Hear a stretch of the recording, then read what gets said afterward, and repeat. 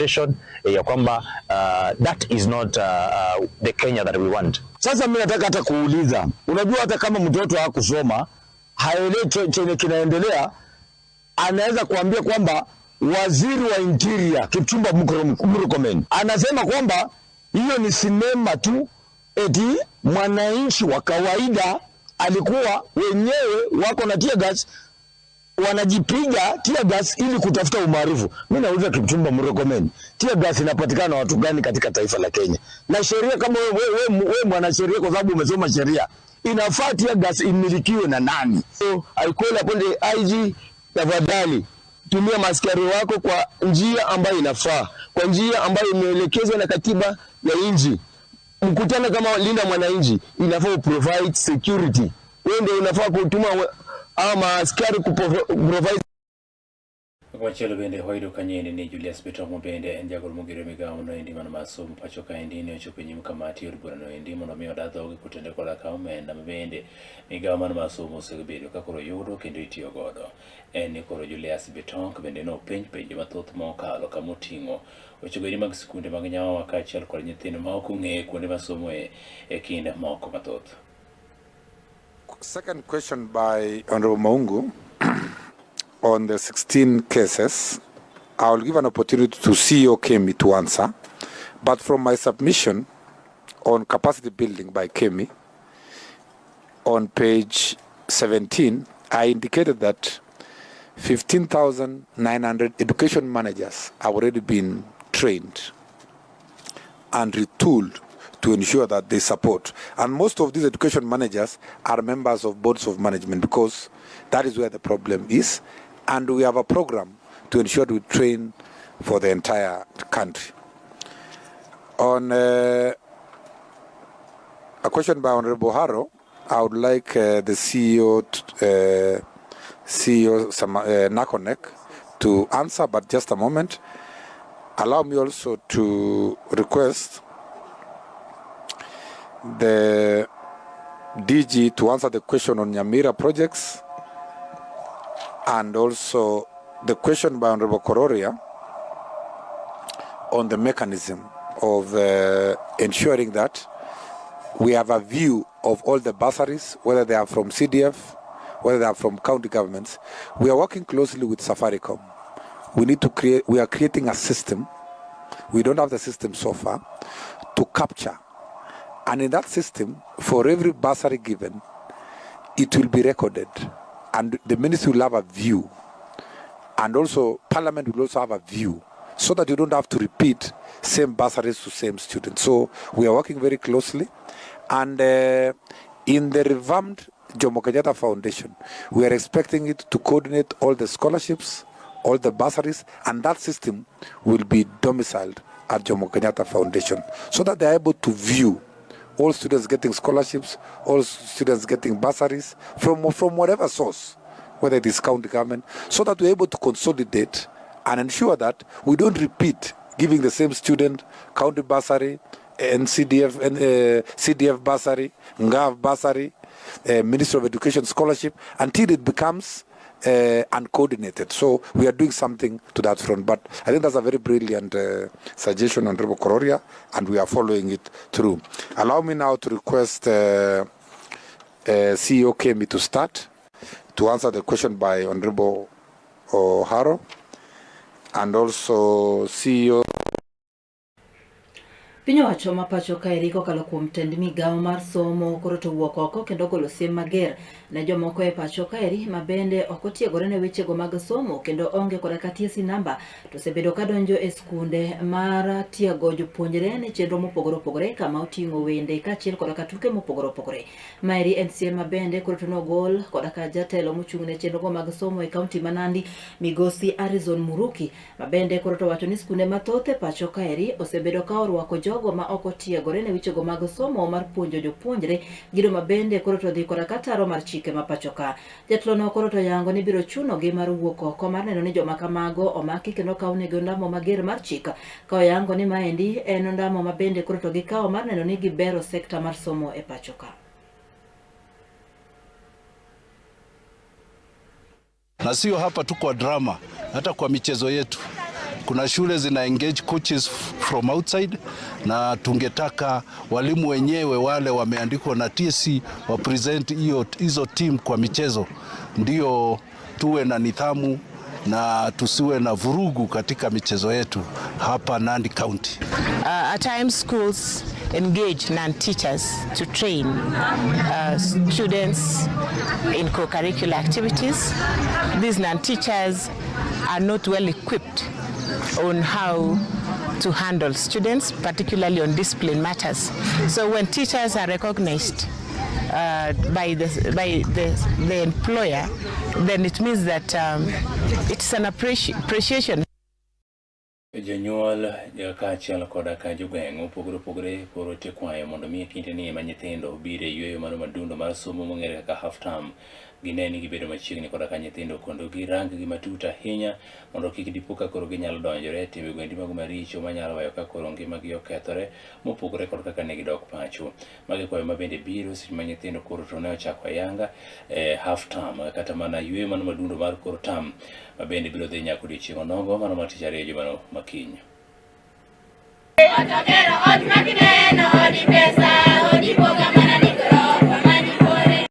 Juma ni erima bende skunde kore pachoka ni mangima dhi yweyo nero machok ma bende dendo ni half term.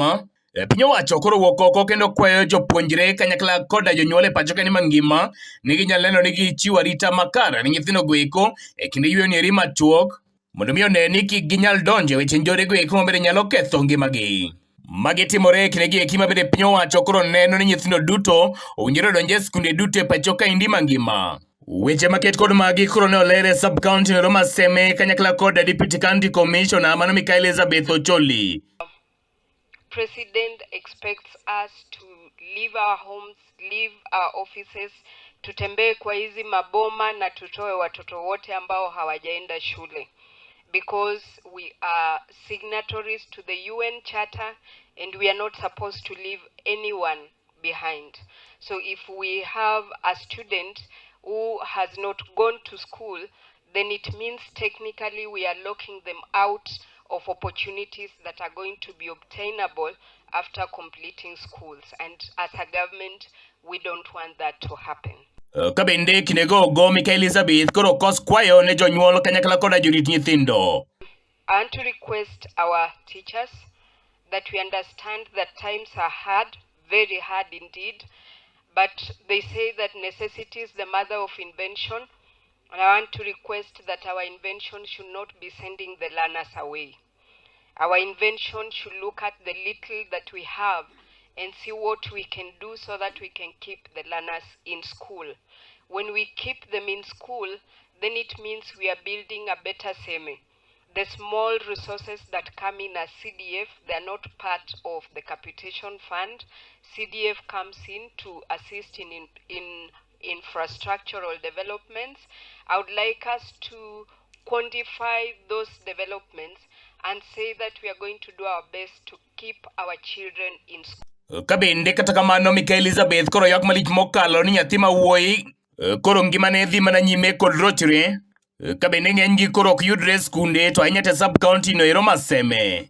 We have our boys who vanish in the mines, sand harvesting, they vanish to the lake, and we are looking at, when I was looking at this data, we have the percentage of boys and girls is varied, because most likely our boys are vanishing to look for money and we are keeping quiet about it. Then it means later on we are going to have girls who must marry girls because there are no boys to marry the girls because of the level of the capacity of the girls that we are developing. So if we want to have girls get husbands worth of their capacity, then we must work on getting the boy child to school. And it is Kabende kinde ma nyithindo machuo dhi nyime kod lal golo weche go koma kuoyo kanyakla koda lupo e sub county Nonro Maseme. DCC Noero koro ywago malich mokalo weche go koma gorocho ratiro mag nyithindo manyiri kanyakla koda nyithindo machuo e sub county achiel Nonro Maseme. As a sub county, our statistics are high. We are reasoning it out that it is because we are reporting. But if we are reporting something that is happening. And if it is happening and it is so high, then we don't sit with it to continue because we are reporting. We need to address it. We noticed at that conference that much as we targeted so many teachers, a number of the teachers did not turn up, and we need teachers in this war. And so we are going to organize another forum where we are going to invite teachers from each institution for us to be able to address this issue from the school front. Kinde mabende magi duto koro timre kwayo gol ne nyithindo jopuonjre kanyakla koda jorit nyithindo go eko ni kagiyie to giriwigi ginyal manyo okenge go eko mabende nyalo reso gono nyithindo maket kod magi. Weche maket kod magi koro nowachi e nyasi moro e sub county no Maseme. Ne Kala TV koke Kisumu County, and Justice Adoyo. Koro jatend migawo no endi mochune mondo mobende wuok e buolo mano alias Joho koro to nyiso jopiny ni ok gibi yie kaka piny owacho mondo mi oketh mwandu mabende wuok e buolo kane oloso alwora endi mano Tharaka Nithi County seche bende koro nopuonjo oganda ewi ber mar rito mwandu manie buolo. Oyango ni thoth oganda jo Kenya osebedo ka koro tiyo marach mokalo koda ka mwandu manie buolo. Kamano en gino ma ok gibi yie kendo bende giyango ni piny owacho pod biro medo rido chike go endi makare kendo mar biro neno ni koro mwandu go riti kendo konyo piny yo mowinjore. The strongest links between our two countries, and when I meet people across the spectrum, I see a lot of them who have studied in India, and I don't think there has been a gap. It has been a continuous process, but it started right in 70s and 80s. And many of your top leadership also has studied in India, has done courses in India. I can name a lot of people who have not only studied on their own in various universities in India, but also gone through Government of India scholarships, which we call the ITEC and ICCR scholarships, under which we send over 400 Kenyan nationals at full Government of India cost every year to all the lot of institutes of excellence in India. I like to study abroad to improve in my skills since India offers a large market for Musa nyakora kange kini makapane ndi nyakora moga juanga henni koro jatemiga mochungne mwandu go bebe wuoki e buolo alias Joho koro to wuoko kendo yango ne ogibiyie mondo mi koro jopinyo tikoda ka mwandu ba wuoki e buolo e yone ndi mar makare kane olose alwora ma Tharaka Nithi County seche no timo puonje ne oganda e wi ber marito mwandu ma wuoki e buolo oyango ni chike makare kanchiel koda ka tego chenro go endi mag mwandu ma wuoki e buolo pod biro medicate keto koda ka piny owacho pacho kaendi. Like the other day when people of Kakamega were making a lot of noise, you will be surprised when we went to the ground, the people were very receptive. Wale wa mwenyewe, wale watu ambayo wachana na hii siasa ya watu napiga huku mdomo kwa TV. Ukienda mashinani, it's like the way Governor Mudhomi here spoke. Wengine ni wajuaji tu, they want relevance. Wanataka tu waitwe, waambie sasa fulani bin fulani ama senator ama nini, hebu kidogo calm down bana, alafu wakuulize nitapata nini. Na sisi hiyo ndio lugha kwetu, hatutaki kujua. Hiyo ni kama ni ndio ile inaingia ile kama ni mbaya acha ikuwe mbaya. Can you imagine the 1% gross amounts to 6.8 billion that goes directly to something called community development committees who have an agreement with the mining companies. Governor, how peke yao wanadungwa 6 billion? And by the way, when I came to your office the other day, PS, I saw one of those politicians. I will not tell them who they are. You know, they are inciting their people on the ground about the gold, but they come to your office to negotiate for a cut where they can be able to tap. We want to be on the same page, all of us. The first priority should be the person on the ground who is sitting where the minerals are found. Let us get our rights also so that we can also be able to benefit. Kaunti wechego mag somo en riwruok makedo ne jopuonj mano mar NAT bade mana Kuru County koro to wuok oko tumusuo koda ka ogai mar obila mapacho kaere Douglas Kanja magidwaro mondo mi owuog oko kendo kwagi ng'uono ka gitude koda ka ndicho kata kameko githuon amara japuonj moro mapuonje skund primar mong'ere kaka Athinae mayudore Rongai e kaunti ma Nakuru kaluwore koda ka okil Kamaloka e lori urwogno mano migosi Kip Rotich Ng'etich owuok oko kendo chayo malich mokalo jatelono kuom meko makamano kawacho ni japuonjno ma bende nogol mana e klas kane ipuonjo ne omaki kodhi koda kataro mar chike mapacho ka.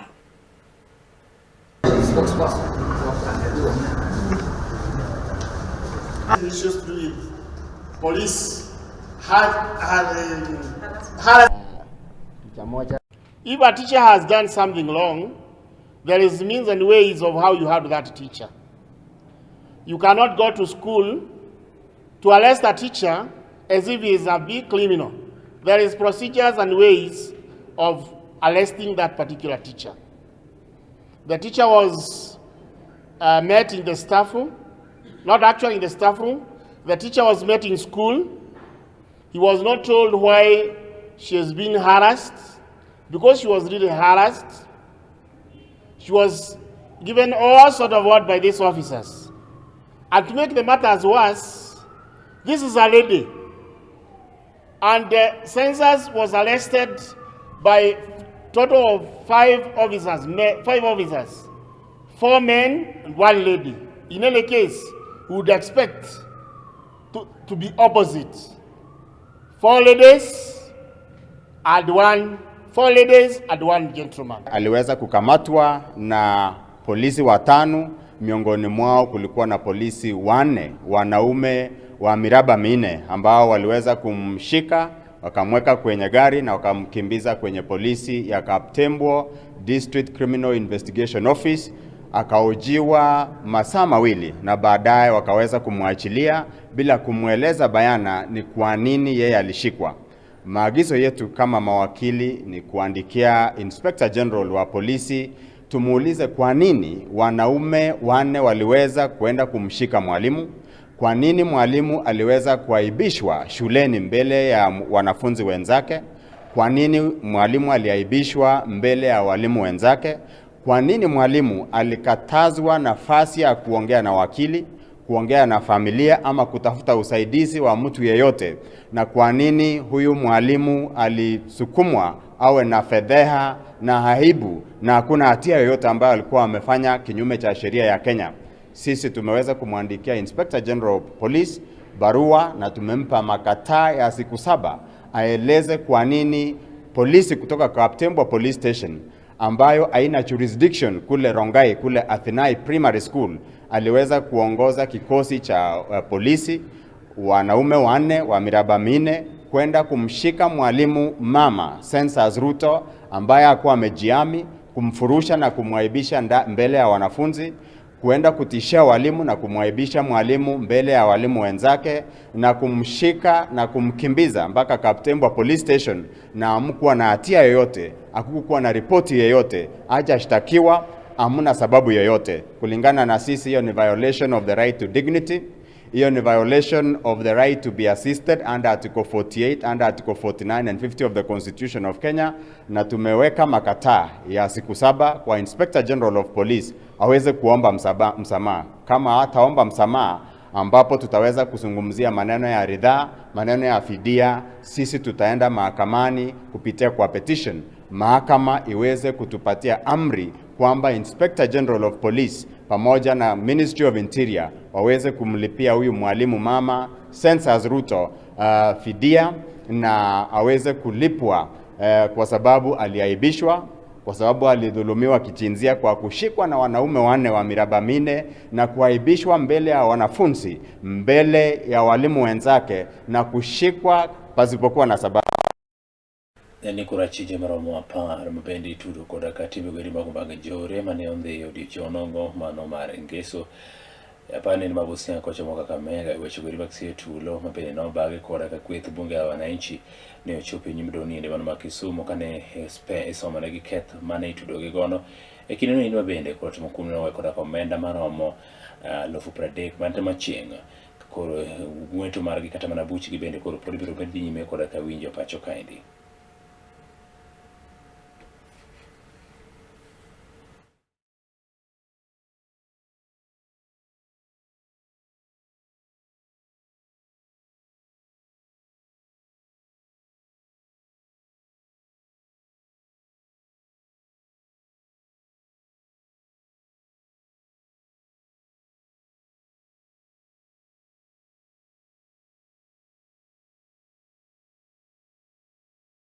matter, the suspects were arrested on 21st February 2026. They have been in custody for 3 days. I find that no evidence has been tendered for example, that if the respondents are released on board, they will interfere with the investigations of witnesses. I also find that no evidence has been tendered that the respondents have no fixed place of fixed abode. All are a flight risk. I also find that there was no evidence tendered before the court to show that there was an attempt on part of the respondents to interfere with witnesses. In any case, most of the witnesses in this matter are the DCI officers, and the court would wonder how the accused would interfere with those witnesses. I also find that, for example, no evidence has been tendered of the alleged robberies which the respondents are expected to have committed.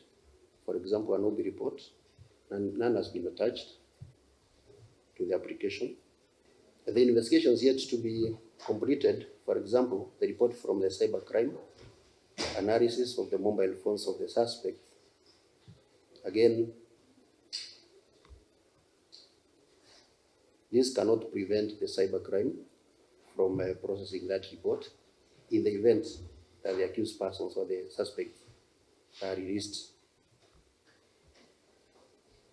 In the case of Republic versus Danson Muguya, and another, that is 2010 EKRR, it was stated as follows: liberty is precious, and no one's liberty should be denied without lawful reasons and in accordance with the law. Liberty should not be taken for granted. And therefore, having looked at all these issues I have outlined above, I'm satisfied that the applicant has not presented any compelling reasons for issuance or denial of bail of the suspects. For that reason, I hereby grant the suspects bond of 30,000 shillings for a surety of similar amount, or each cash bail of 10,000 shillings. I further direct that the suspect shall report to the investigating officer once per week until when they are either finally charged or discharged or otherwise. And this matter shall be mentioned after 14 days from today to confirm completion of the investigations or charging of the suspect or discharge. That is the ruling. Riwruok mong'ere kaka maendeleo ya wanawake kauten gikora kajatengi mano Mikai Rahab Muhiu koro to wuok oko kendo seyo malich mokalo moko kuom josiasa e pacho kae ma osebedo katiyo marach koda karo were mar seyo tulo e rombe mag siasa ma osebedi ka ibago e pacho ka. Kane oloso odiochieng'no manyoro, jatlono koro to golo kwayo makere ne piny owacho ma pacho kae mondo mi oneni ondiko rowere tije mar neno ni okonyogi kendo ok onti kodgi marach koda kod josiasa e pacho ka.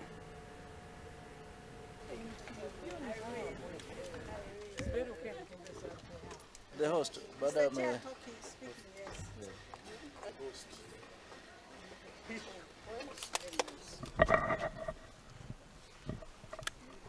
The country values have gone down, integrity is very low, and we cannot continue like this. We all need to stop, media included, and ask ourselves what is happening to our value system in the nation. Charge included. So the children, we know when you don't have something to eat, it is very easy to be taken into these rallies. So what can the government do? We have seen the president and the Nyota program. We have seen what he's trying to do. Can we increase more so that the numbers of our children, they are not simply voters? And to the opposition, they are our brothers and sisters. Atapia na wao, wachungwe. Let them do their rallies, sir, if they can, but let them also go home safe. It will help to have everybody in Kenya safe, even as we do our democratic. Rowere mpacho ka ndiko to kwa mondo mi oti koda kalony manyasani ala konge magi seche menyiso gini gidonje riwruoge ndi mako mag saga mabende koro nyalo konyogi koda ka hola mondo mi gichago doheni magi mabende biro loko ngimagi. Inyiso gini koro giwere koda ka donjo e siasa mago ma ok nyalo konyogi kaachiel koda ka weche ndi mago mag timbe mag njore. To gineni yore makende makendo mabeyo mabende nyalo miyo piny mar Kenya dongre kokalo kuom yuto margi ema gidonjore.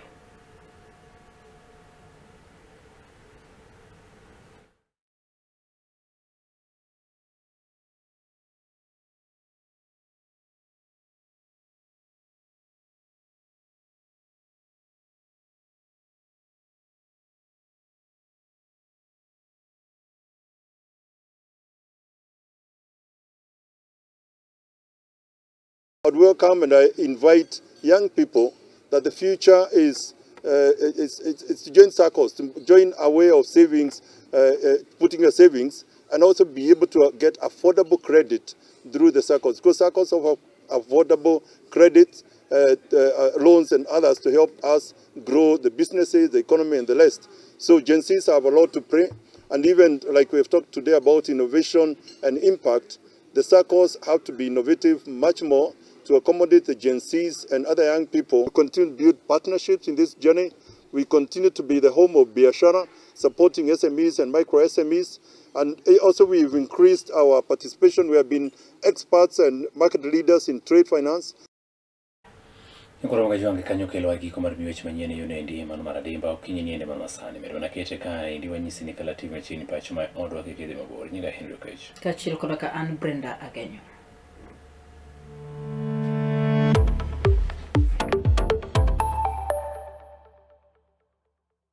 Get ready to elevate your business and any other commercials when you advertise with us. We are not just a channel.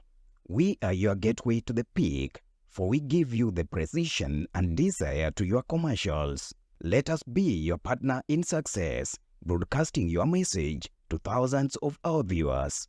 Contact Color TV today and let's make the magic together.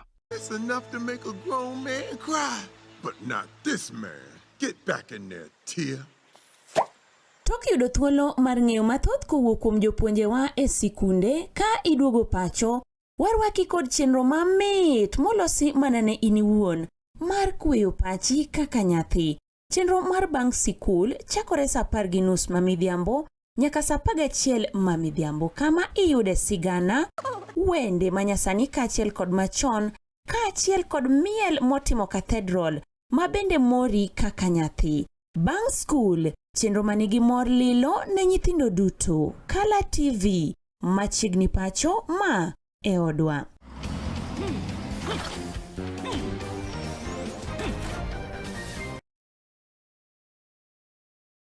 Get ready to elevate your business and any other commercials when you advertise with us. We are not just a channel. We are your gateway to the peak, for we give you the precision and desire to your commercials. Let us be your partner in success, broadcasting your message to thousands of our viewers. Contact Color TV today and let's make the magic together. It's enough to make a grown man cry, but not this man. Get back in there, Tia. Tok yudo thuolo mar ng'eyo mathoth kowuok kuom jopuonjewa e sikunde ka iduogo pacho, warwaki kod chenro mamit molosi mana ne in iwuon mar kweyo pachi kaka nyathi. Chenro mar bang' sikul chakore saa 10:30 mamidhiambo nyaka saa 11 mamidhiambo, kama iyude sigana, wende manyasani kaachiel kod machon, kaachiel kod miel motimo cathedral mabende mori kaka nyathi. Bang' skul, chenro manigi mor lilo ne nyithindo duto. Color TV, machiegni pacho ma e odwa.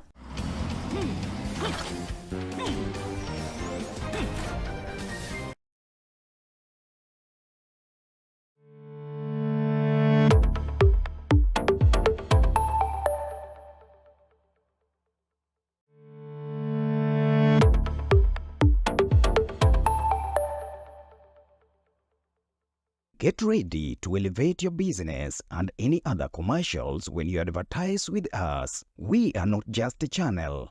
We are your gateway to the peak, for we give you the precision and desire to your commercials. Let us be your partner in success, broadcasting your message to thousands of our viewers. Contact Color TV today and let's make the magic together. It's enough to make a grown man cry, but not this man. Get back in there, Tia. Tok yudo thuolo mar ng'eyo mathoth kowuok kuom jopuonjewa e sikunde ka iduogo pacho, warwaki kod chenro mamit molosi mana ne in iwuon mar kweyo pachi kaka nyathi.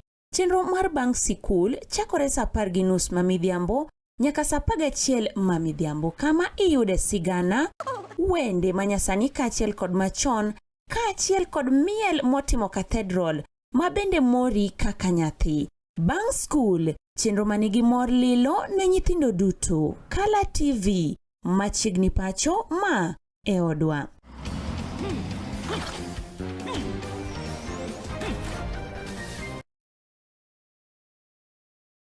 Get ready to elevate your business and any other commercials when you advertise with us. We are not just a channel. We are your gateway to the peak, for we give you the precision and desire to your commercials. Let us be your partner in success, broadcasting your message to thousands of our viewers. Contact Color TV today and let's make the magic together.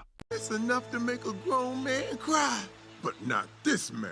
Get back in there, tear. Tok yudo thuolo mar ng'eyo mathoth kowuok kuom jopuonjewa e sikunde ka iduogo pacho, warwaki kod chenro mamit molosi mana ne in iwuon mar kweyo pachi kaka nyathi. Chenro mar bang' sikul chakore sa 10:30 mamidhiambo nyaka sa 11 mamidhiambo, kama iyude sigana, wende manyasani kaachiel kod machon, kaachiel kod miel motimo cathedral ma bende mori kaka nyathi. Bang' skul, chenro manigi mor lilo ne nyithindo duto. Kala TV, machiegni pacho ma e odwa.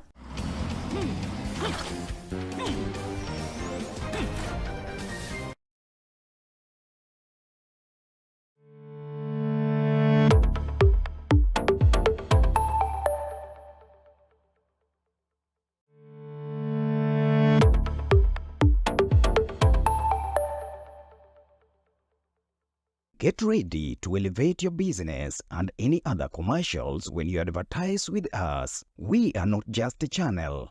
We are your gateway to the peak, for we give you the precision and desire to your commercials. Let us be your partner in success, broadcasting your message to thousands of our viewers.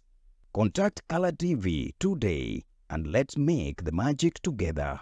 It's enough to make a grown man cry, but not this man. Get back in there, tear.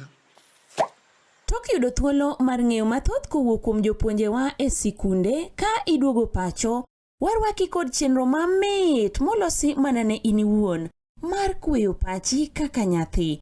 Chenro mar bang' sikul chakore sa 10:30 mamidhiambo nyaka sa 11 mamidhiambo, kama iyude sigana, wende manyasani kaachiel kod machon, kaachiel kod miel motimo cathedral ma bende mori kaka nyathi. Bang' skul, chenro manigi mor lilo ne nyithindo duto. Kala TV, machiegni pacho ma e odwa.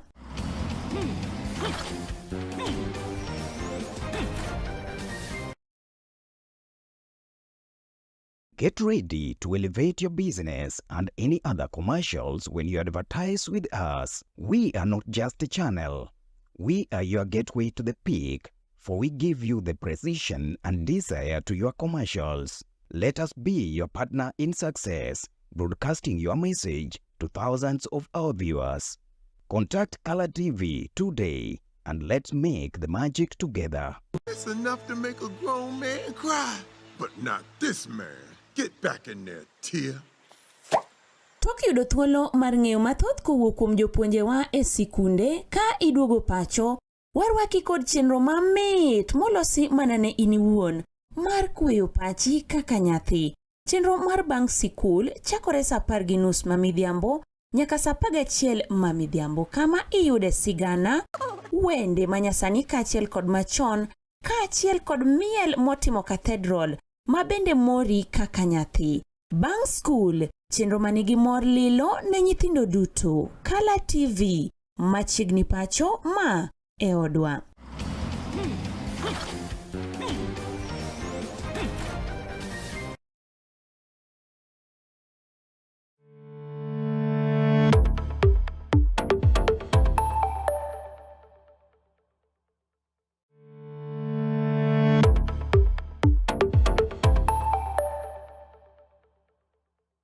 Get ready to elevate your business and any other commercials when you advertise with us. We are not just a channel. We are your gateway to the peak, for we give you the precision and desire to your commercials. Let us be your partner in success, broadcasting your message to thousands of our viewers. Contact Color TV today and let's make the magic together. It's enough to make a grown man cry, but not this man. Get back in there, Tia. Tok yudo thuolo mar ng'eyo mathoth kowuok kuom jopuonjewa e sikunde ka iduogo pacho, warwaki kod chenro mamit molosi mana ne in iwuon mar kweyo pachi kaka nyathi. Chenro mar bang' sikul chakore saa 10:30 mamidhiambo nyaka saa 11 mamidhiambo, kama iyude sigana, wende manyasani kaachiel kod machon, kaachiel kod miel motimo cathedral ma bende mori kaka nyathi. Bang' skul, chenro manigi mor lilo ne nyithindo duto. Color TV, machiegni pacho ma e odwa.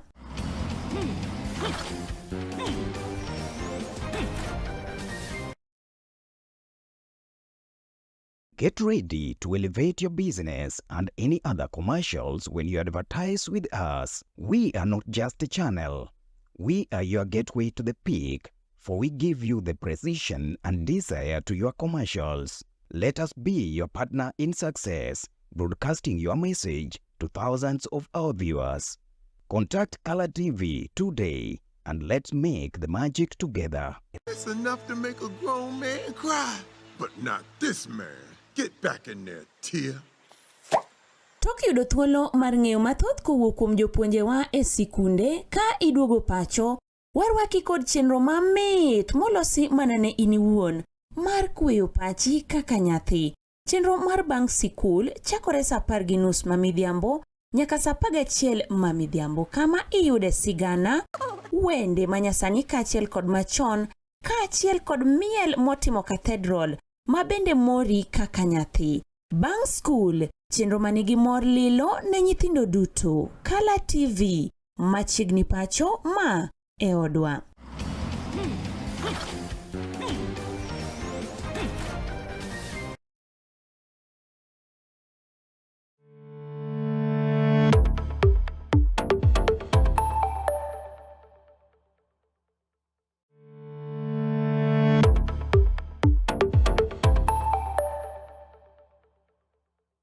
Get ready to elevate your business and any other commercials when you advertise with us. We are not just a channel.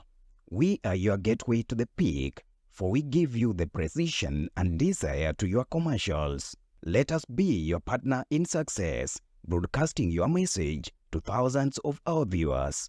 Contact Color TV today and let's make the magic together. It's enough to make a grown man cry, but not this man. Get back in there, Tia. Tok yudo thuolo mar ng'eyo mathoth kowuok kuom jopuonjewa e sikunde ka iduogo pacho, warwaki kod chenro mamit molosi mana ne in iwuon mar kweyo pachi kaka nyathi. Chenro mar bang' sikul chakore saa 10:30 mamidhiambo nyaka saa 11 mamidhiambo, kama iyude sigana, wende manyasani kaachiel kod machon, kaachiel kod miel motimo cathedral ma bende mori kaka nyathi. Bang' skul, chenro manigi mor lilo ne nyithindo duto. Color TV, machiegni pacho ma e odwa.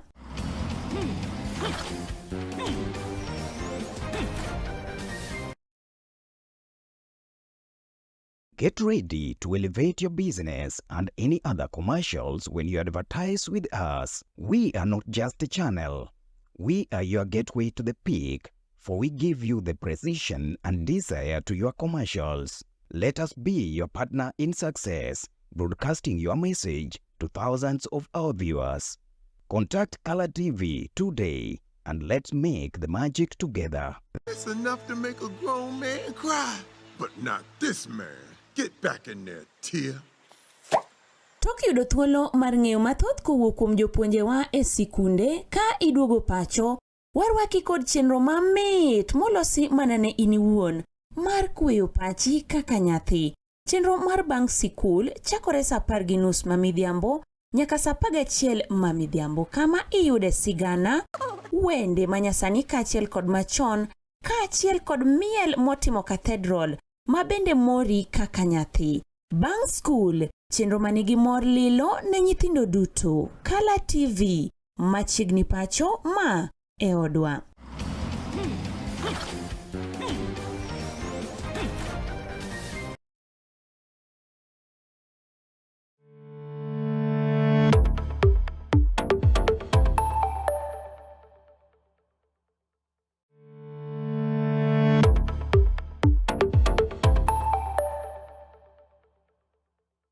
Get ready to elevate your business and any other commercials when you advertise with us. We are not just a channel. We are your gateway to the peak, for we give you the precision and desire to your commercials. Let us be your partner in success, broadcasting your message to thousands of our viewers. Contact Color TV today and let's make the magic together. It's enough to make a grown man cry, but not this man. Get back in there, Tia.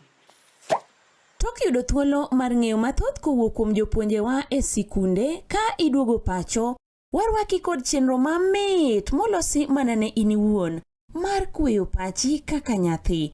Chenro mar bang' sikul chakore saa 10:30 mamidhiambo nyaka saa 11 mamidhiambo, kama iyude sigana, wende manyasani kaachiel kod machon, kaachiel kod miel motimo cathedral mabende mori kaka nyathi. Bang' skul, chenro manigi mor lilo ne nyithindo duto. Color TV, machiegni pacho ma e odwa.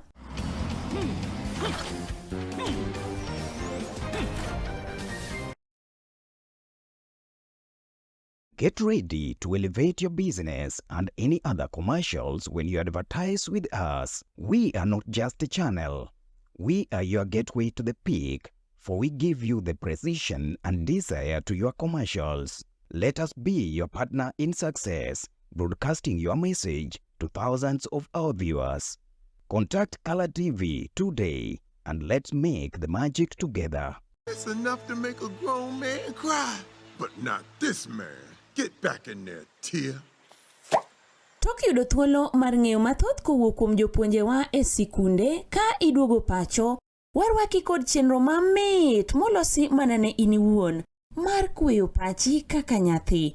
Chenro mar bang' sikul chakore saa 10:30 mamidhiambo nyaka saa 11 mamidhiambo, kama iyude sigana, wende manyasani kaachiel kod machon, kaachiel kod miel motimo cathedral mabende mori kaka nyathi. Bang' skul, chenro manigi mor lilo ne nyithindo duto. Color TV, machiegni pacho ma e odwa.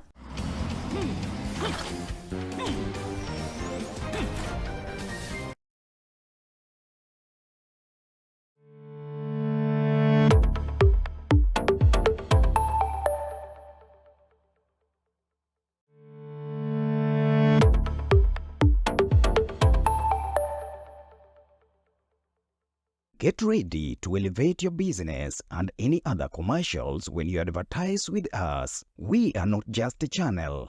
We are your gateway to the peak, for we give you the precision and desire to your commercials. Let us be your partner in success, broadcasting your message to thousands of our viewers. Contact Color TV today and let's make the magic together. It's enough to make a grown man cry, but not this man. Get back in there, Tia. Tok yudo thuolo mar ng'eyo mathoth kowuok kuom jopuonjewa e sikunde ka iduogo pacho, warwaki kod chenro mamit molosi mana ne in iwuon mar kweyo pachi kaka nyathi. Chenro mar bang' sikul chakore saa 10:30 mamidhiambo nyaka saa 11 mamidhiambo, kama iyude sigana, wende manyasani kaachiel kod machon, kaachiel kod miel motimo cathedral mabende mori kaka nyathi. Bang' skul, chenro manigi mor lilo ne nyithindo duto. Color TV, machiegni pacho ma e odwa.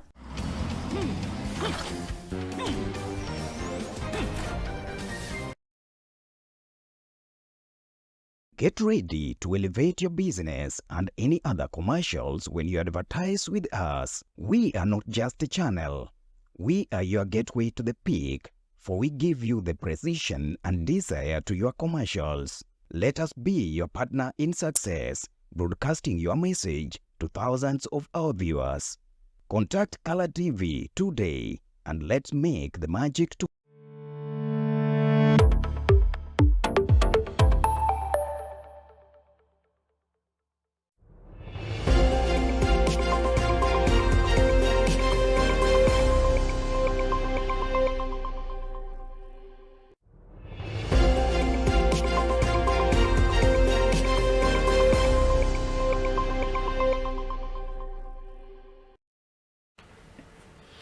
Pasmana kama ndi nyakoro magajwange ntune ndi mano makare okinyi ni masani mabende wakao kinde ni ndi maru wakini machiegni ahinya mondo mikoro wang'ene kaka piny wuoyo to piny wuoyo mana kokalo kuom oboke mapacho ka mana omiyo wan goboke ma Daily Nation kaachiel kod kata Standard. Ichiew ichung' iru nade okinyi ni ndi mano masani piny chalo kodi nade isewuok idhi e menyo kata ne isa e menyo koro sani koro yweyo but yweyo ka oboke ma The Standard gi Daily Nation tiwinjo mane Kala TV kumano machiegni ahinya mondo ibende miwa pachi ka itudri kodwa yono mano makare machiegni ahinya. Brenda oyawre ahinya iru nade chiew makare okinyi makawuono mor ka kiduoka ni chiew makare achiew maber aneno ka piny oru achiew maber odiochieng'ni makawuono ok ang'e mana ni joneno mar Kala TV uchiew machalo nade kama moro utiere in e kaunti mane mineno wagodo okinyi masani ibede kaunti di ma Kisumu gwenge go eko mopogore opogore kaunti di ma Kisumu ibed ni wuok Siaya kaunti kata in Homa Bay kata Migori kaunti uchiew machalo nade jo Migori nicho waneno kanyo ka koth mapek omomou ok wang'e udhi machalo nade nyaka sani to okang' mane mabende samoro piny owacho mar kaunti nosekawo mar neno Henry ni at least joma nolalo mwandugi remember ni joma noweyo gige store kata e dukni gi mopogore opogore koth ula noywero modhi godo inya neno kanyo king'iyo clip no moro wacho kanyo ni hotel chiemo dhi te gimoro amora dhi nyithindo be wan godo duogo pacho kendo dhi dwar mondo biyud kaka jogi dok nyithindo gi dok e skul to maya wala kende mane samoro janyuol ni godo ok ang'e ni chalo nade kama untiere jogo mawuok e kaunti no ma Migori pod wamiro timo mos ne jogo mano yudore e masira maket koda kamano. En gino ma bedo matek ahinya kata malit ahinya kumano nyakoro Magajwang' wakwayo mana ni mondo mi ne kaka piny owacho pacho ka endi one ni okonyou mondo un bende mwandu nikech ne giywak ni hola mathoth ahinya ne gikawo ka gikete mwandu kata kamano koth nobiro mano oywero kata pi nobiro mano oywero mwandu gigo endi wagen ni compensation kata mana chudo ne endi biro bedo nu kanyo endi machiegni ahinya uru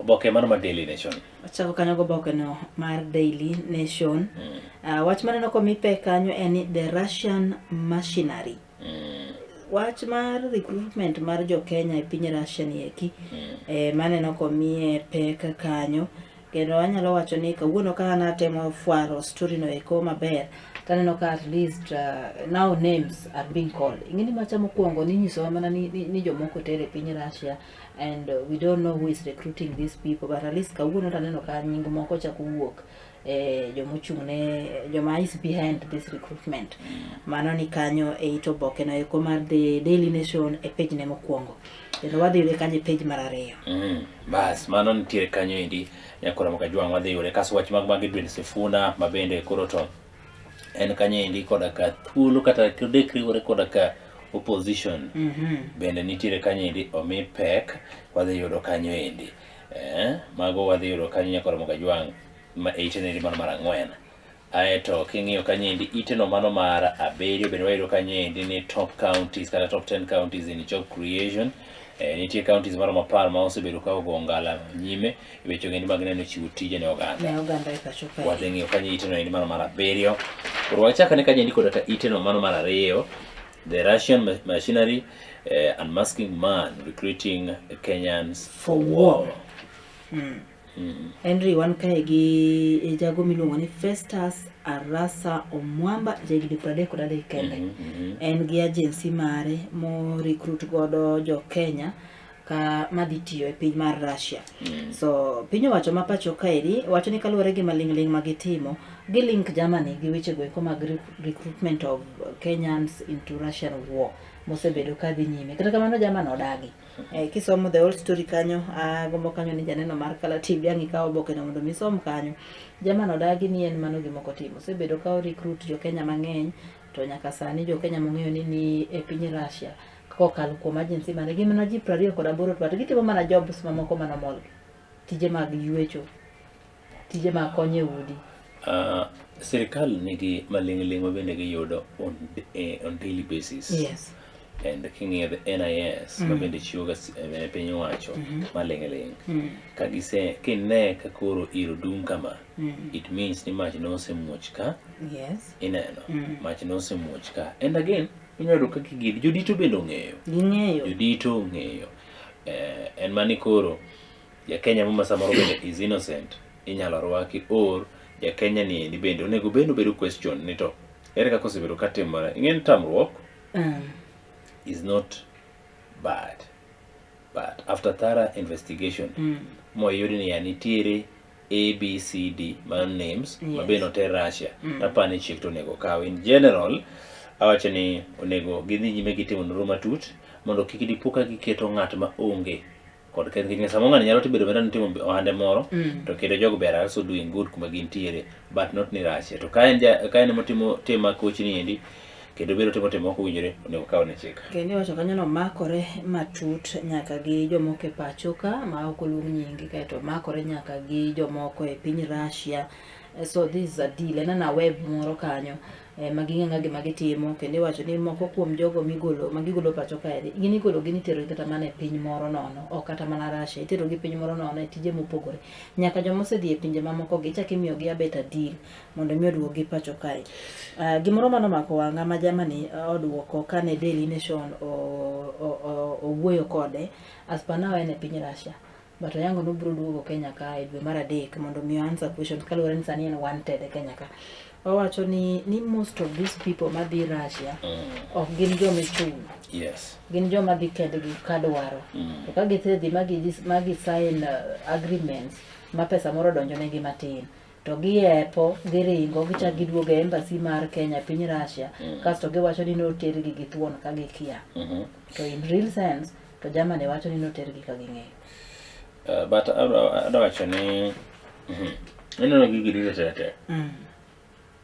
sirikal ong'eyo kawuono mowuoye niendi kadang' achako an jaga kawuono mowuoye achako an jaga chaka ki in kaka an endi kama inde achako an jaga ndio kiuso kata juma achiel kapok omaki leave alone juma sedhi mabor 2 days kawuono anyalo use e kuo but jok madhi uso negi ka oseng'e maber na uso bwana kinyi maka so this is a big thing moka par ni Germany nyalo bedo ni pool kende as an individual ni en mana gi agency ne moro matin kanyo ne mo pool godo this thing someone is behind this yes there must be so yudo ka nitie ohala moko makechako to ibiro ng'i the very day michake na kendi biro maki mondo mi nyenye ne japiny une muso yedhe maketho ji kabisa but nitiere businesses mabende ka ng'ato timo to kosemakore gi sirikal tibiro yero ka in koro onge gimibiro timi ibiro wuondruok awuonda but kiko ne onge gimibiro timi samoro ka fallout obedo kokigolo nyinge pod a question yaka wuono mowuoye kodi kane and jo Kenya mang'eny bende question themselves Collins Jumaisi mani tudo koda ka nek makenye dende Kawangware was it Kawangware yes where is he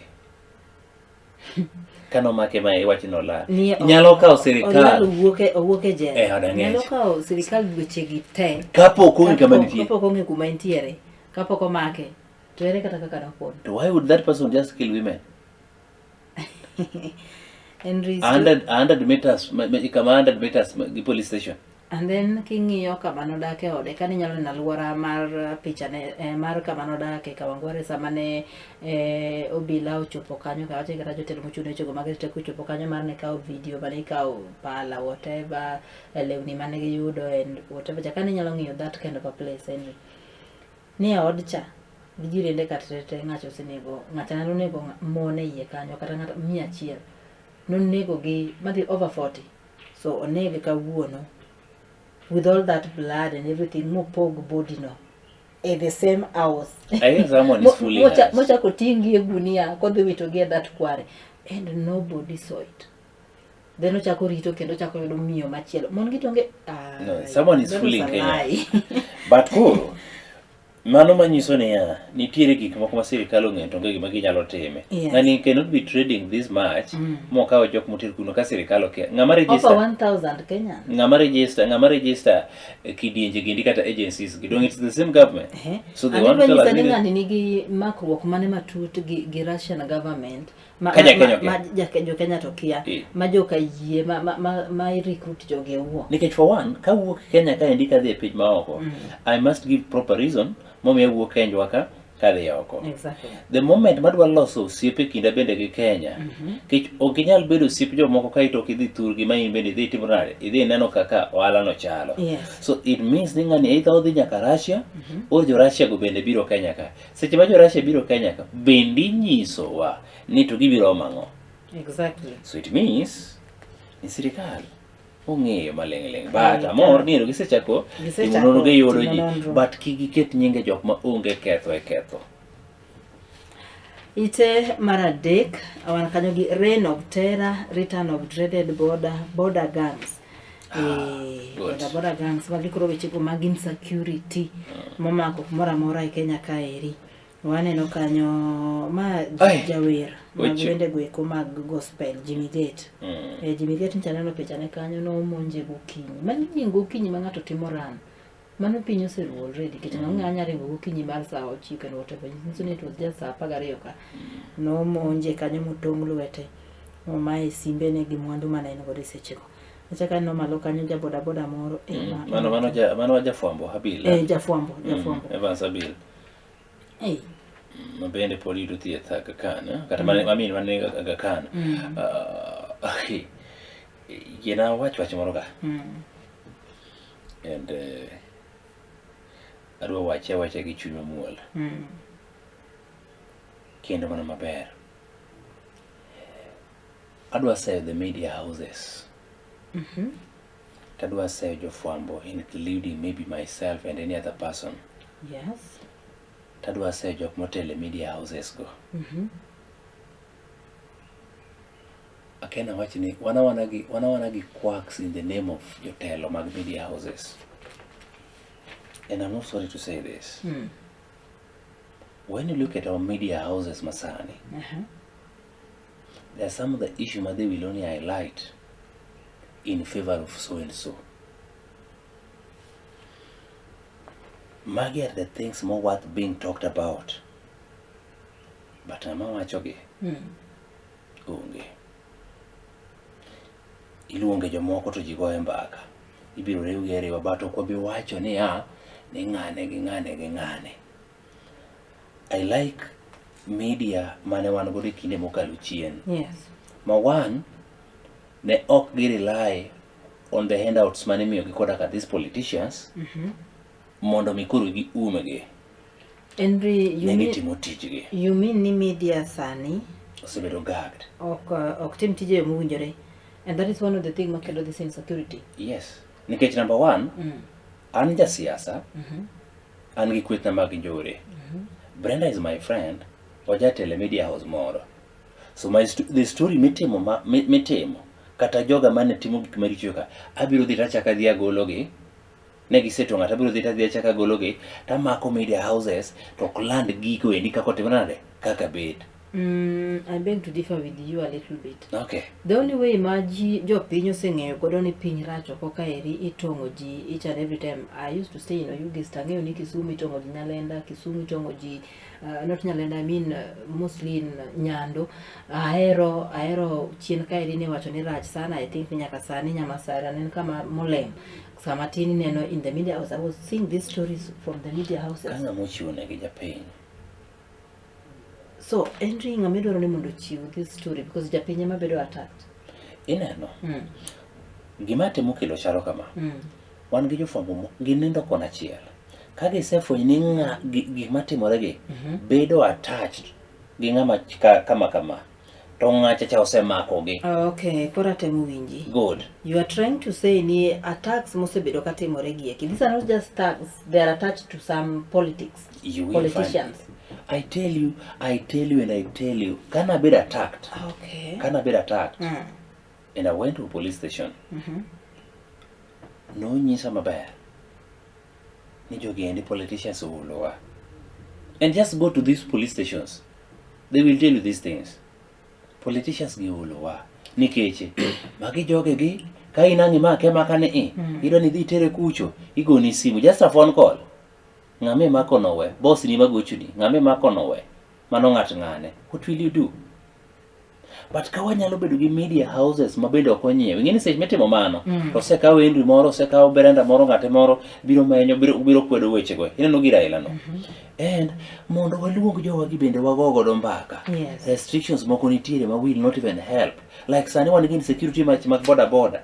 Itudo gi koda ka timbe gi bang' njore mane osene kinde mokalo chien to ne lal basani koro giduogo.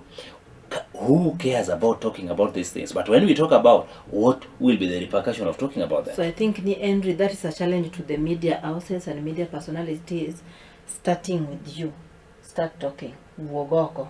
Mondo gimine ne wacho no, because iwacho gima Abiru wuoyo kaka Henry. So you have also failed as a journalist. That's what you are admitting. Yes. Mara wacho ni kochako rekoda. Okay. Kochako rekoda. Reason being, ibiru wuoye, but bende jatendi ibiru yie mondo wuoye. I think one give freedom of speech in media. Oh, maybe Pokemako kama wuoye. Inyalo yuda. Number 2, kapod wan mane wach ni endi. Yes. And I don't want to challenge our media houses.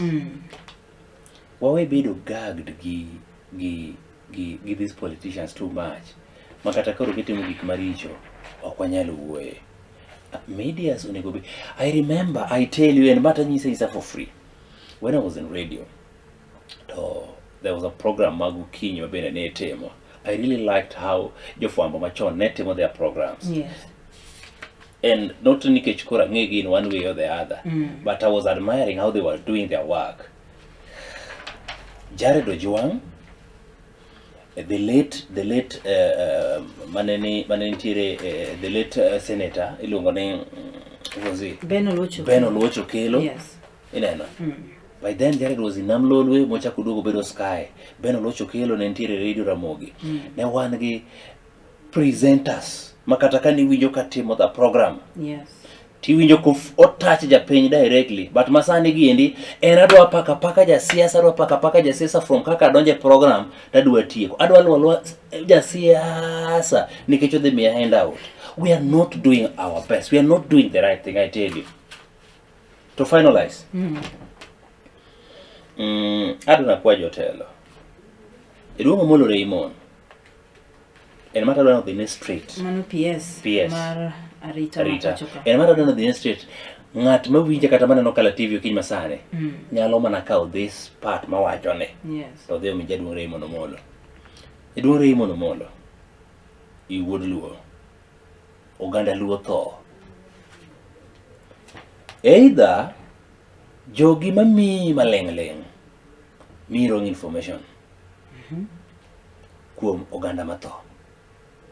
Bedo malet machal nade kane unyisowa ni sani wane sirkal moganda Luo kik wayie mondo chako tho. To oganda Luowa ema tho makoch. Oganda Luo inego.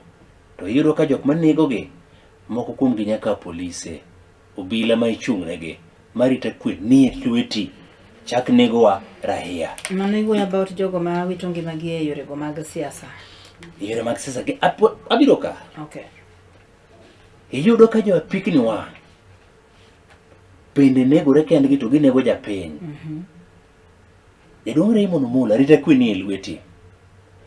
Nitie ng'ama nindo e tije somewhere mabiro ketho ni doket mano mar arita ne. Telo en gima biro to telo rumo. Ang'o ma inyalo time mondo chiemoro kata kiwuok e migawo no kata iwuok e position ma intie tiwacho ni Omolo ma wuod Luo nokonyo oganda Luo. Were gi piny Kenya mokwongo. Omolo ma wuod Luo nokonyo oganda Luo manek mane timo ne oganda Luo. Ok bedi.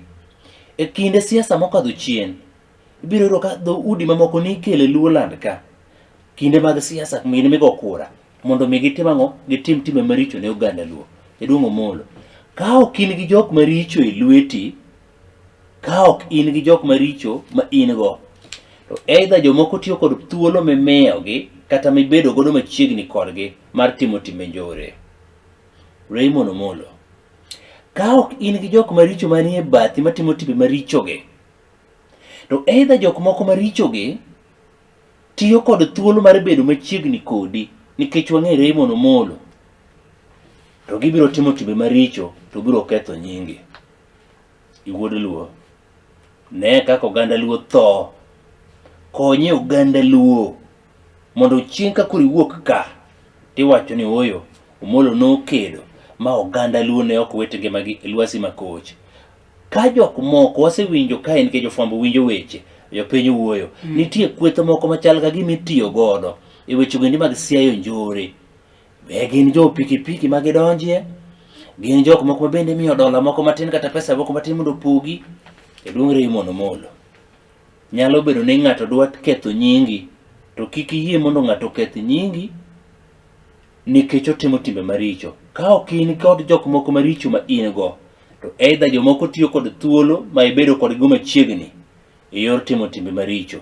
To dobed malit machal nade ka jok moko tiyo gi nyingi mondo ochwal timbe mag njore, to elenga lenga ineno. Ng'ama chopo wachni ochop nomolo. Omolo gik moko ok dhi maber. Kiny telo norum ni dog dala ukara chonyo.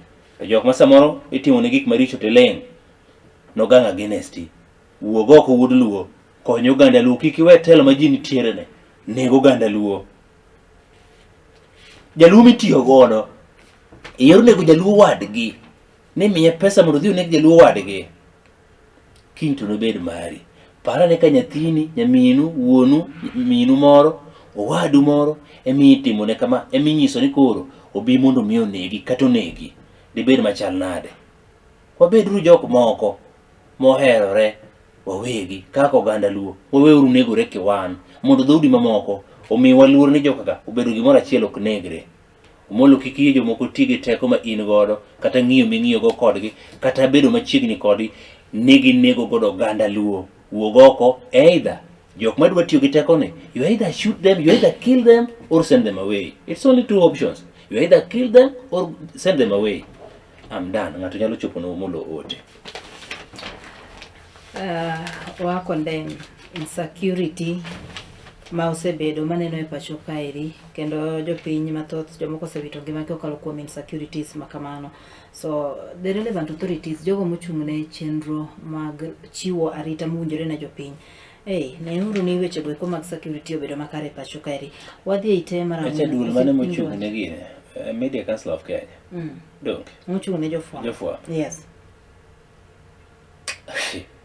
Apparently maybe is the worst organization. The worst. Aja media ta wacho ni the worst. Okay, ne ka gitetea ne jofwambo yono mowinjore. Where?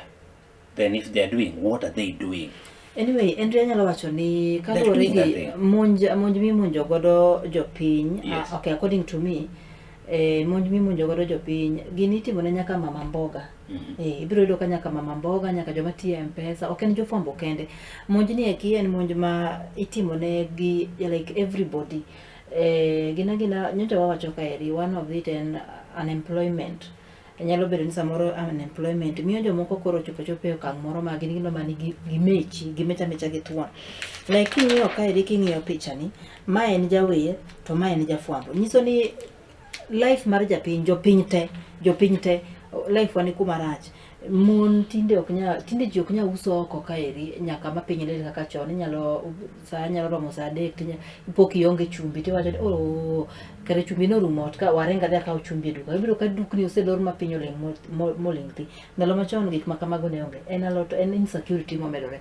So ne jomo chung ne weche go mag security pod wamedo mana kwayo mondo mi uteme ulose weche mag security obed makare. Jopiny ywak to kendo en ywak kaka jafwambo. Bende jo media wagi, media houses, are we doing the right thing? Are we doing the right thing? Anaparo ni media is doing their best. Nikech We are not doing our media best. osebedo ka inform about like this is another media, one kaka kala, one another media. Now we are informing the public there's insecurity. So I think we are doing our job. When you deny me or I deny you an opportunity for addressing an issue, are you doing your work? Are you trying to say that there are media houses where they deny journalists an opportunity to address their issue? Maybe you are in another country. But anyway, we have freedom of speech. You can just speak it, say it, So loud and clear. The Media Council of Kenya, when you go which kind of programs, mabende these media houses temo.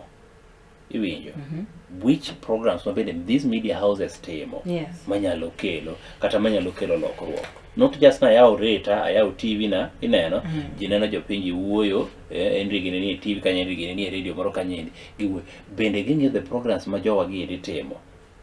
I think ni japiny be nyalo miyo wapache kanyo nyachulo nwa oteni mbui marwa mar Facebook Kala TV live. Bifil ni jofwambo timo tijgi e yono mowinjore. Endi wacho kanyo ni jofwambo is failing, jofwambo nitie kaka itiyo gi kuonde moko. En jafwambo maybe ong'eyo, japiny be samoro nyalo ng'eyo. Kata mana in jafwambo maneno mawinjo wasani. Do you feel ni something's wrong somewhere? I mean, I feel like jofwambo watimo tijwa. I feel ni we inform the nation, we inform the community. And gik mang'eny wang'eyo gi ni otimore kama mana kokalo through media. So I think we are informing. Kik ng'ato yie mondo menje duong' mologi ng'ama ber to kik ng'ato yie tigi nyinge yore maricho. Wadhi e ite mar 4 gi ite mar 5. Aneno ka weche mag politics mako kanyo ite mar 4. Iwacho kanyo ni Sifuna open to working with united opposition. The worst mistake mancha wacho ni koponi getemo to is gone. That is the possibility maneno ka. And I just want to say near. Yes. Is in fact is doomed. Man is the worst. Nairobi Senator says President Ruto is a strong candidate and that it will be delusional for the Linda Mwananchi team and other opposition players to think they can beat him without being united. So it's like Edwin Sifuna is calling for opposition to unite with them. Like kodwa ni mondo migiti kanyakla against the president. But you know what program is Sifuna. You cannot divide Luos. So you want Sifuna to stand alone? There is no way Sifuna nyalo chung kende kaka Linda Mwananchi gidie Paul. Get me. You cannot divide Luos. You cannot divide ODM as a political party. Take the position. My pacha. The best thing about Sifuna don't take. Sifuna is strong, okay, and weak. Number 1 is young. 2 gine numbers ka gima kore gorengo gine gima kore gi ngane. Gima kore gi babu gine. They have the number. Angoma mono gi beda piny. To giloso their own political party. Ka gisewacho ni ODM ok watibra dade. Ok wabede. Gibede to giwacho ni wan odoloso our own political party ma wadwa chung godo. And gichung ng'atgi for presidency. Dan dhinea ni giriwore gi jok machielo. Jogi okosebedo ka dwaro ganda lukum thuolo marom nade. Okay, first of all anyalo wacho ni Sifuna okopogo ODM fail kende.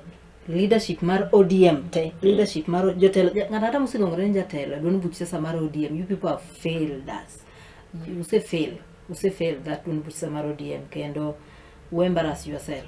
Mana nyalo wacho ka onge luoro because ODM no ningo bedni sani bedo gimoro achiel.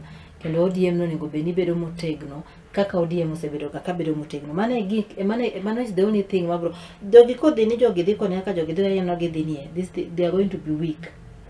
As per now anya wacho ni ODM is weak.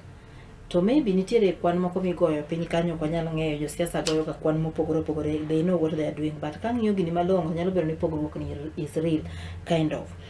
I don't think Miss Sifuna nyalo alliance mare ni kino nyalo chung kende mobed relevant kodhi mbele ka. I don't know. I think this either Sifuna gino doge ODM mondo migi amend issues which obed motegno. Yeah. Or else Sifuna bro riwore mana gi opposition. Opposition will be the worst thing which is very likely. Yeah, likely, but one would be the worst mistake makotemo. Anyway, support nitie kwanyalo wacho. Better karodoga doge ODM kacha. Odoga do if they cannot stand alone. Madwa nyisinia inyalo do kaka mana the same ODM jo mineno dong ma itayo gi Oburu Oginga, youth leader. Gin be nyalo yudo ka samoro weche ko dhinegi maber the other side because the deal poko bedo sile moko poko nyiso to dhi nade nyaka sami samo wueni. Jogi nyalo duogo. What if kido ka jogi muduogo riwore gi opposition? Ananyo gine mopogore. Kingi opposition kaendi joma sawa. Ananyo gine kaka joma sawa. Brenda gini na wacho to jomoko no dwa goya.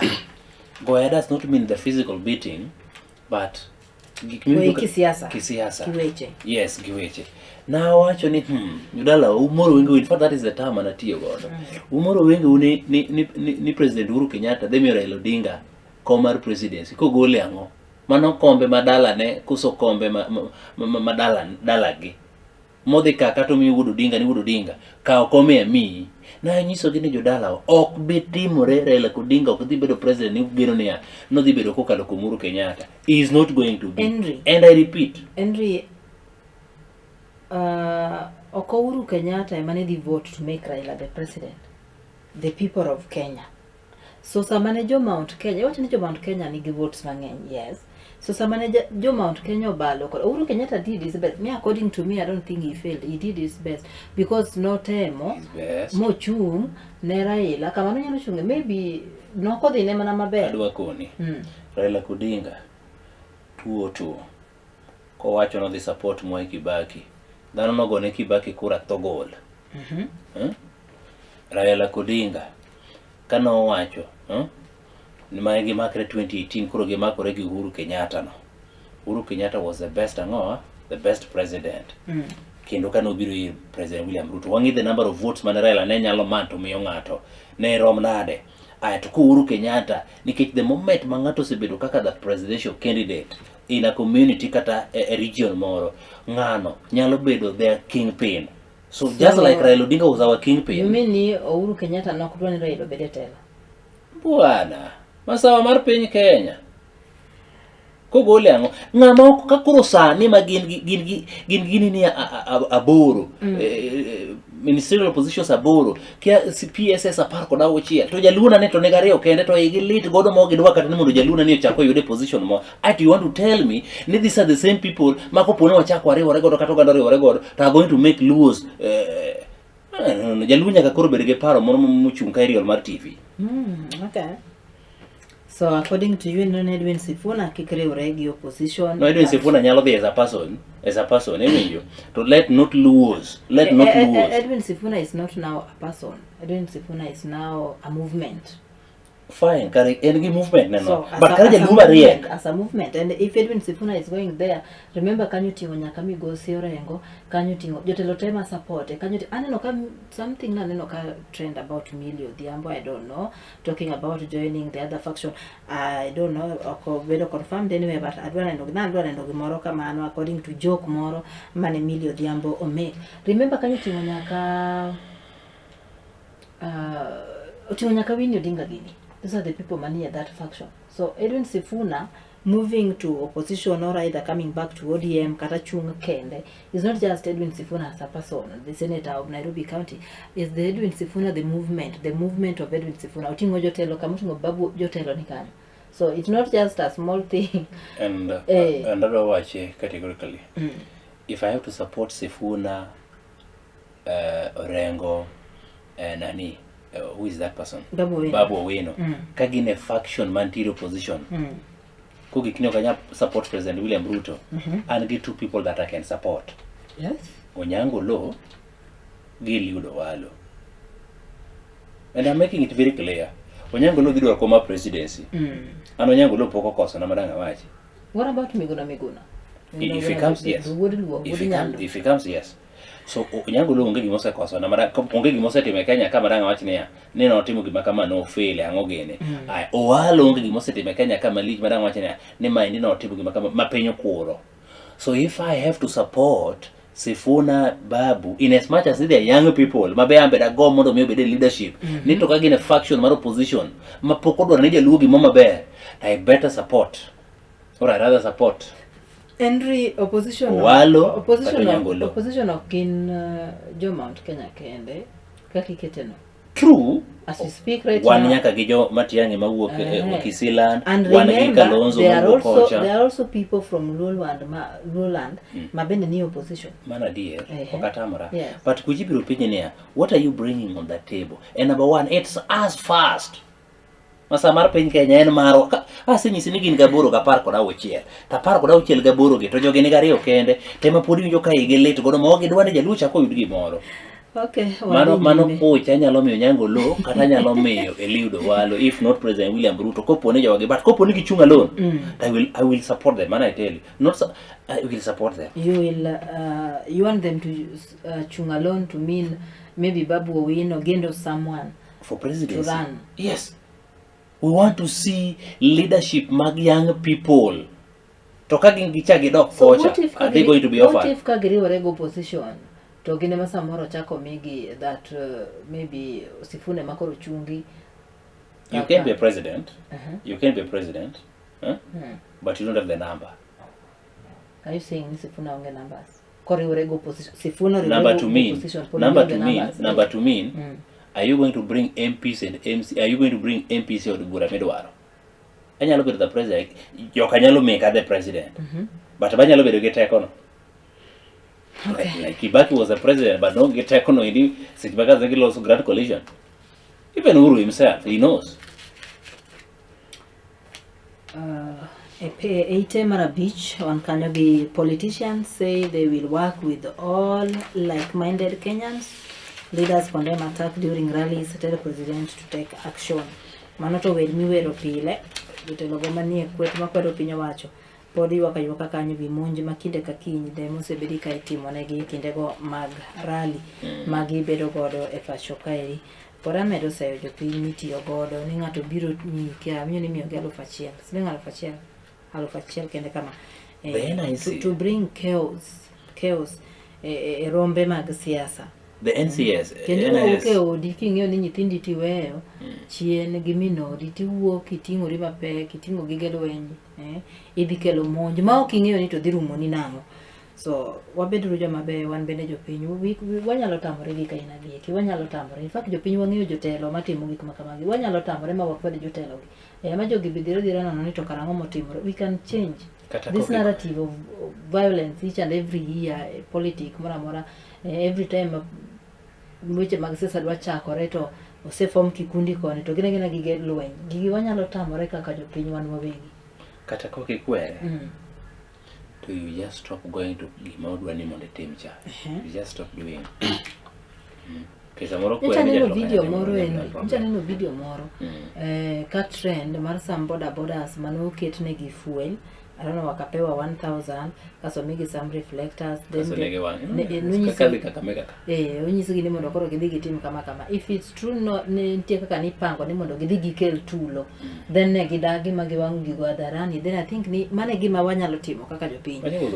If gikutamuru atama maber ni jopiny otamore jopiny odagi violence and whatever to jotelo gi kibro mana ng'eyo ni jotelo gi okak because ging'eyo ni nitiere joma gisechulo piny kaeri to protect them but through violence ma ok owinjore bedi. Why go to rally mar ng'ato mokidwaro and again wan gi freedom of speech kan jatelo adwa chung adwa timang'o an gi freedom of speech anyalo wuoyo anyalo chung anyalo luongo rally and onego beni police miya mana arita so wawe uriye mondo miyo ti kodwa weche moko lit ma anyway iwacho ni na aneno ga quote moro ka ng'ato nowacho ni for politics or for someone to be relevant in politics that terror must reign violence wakwedo kabisa.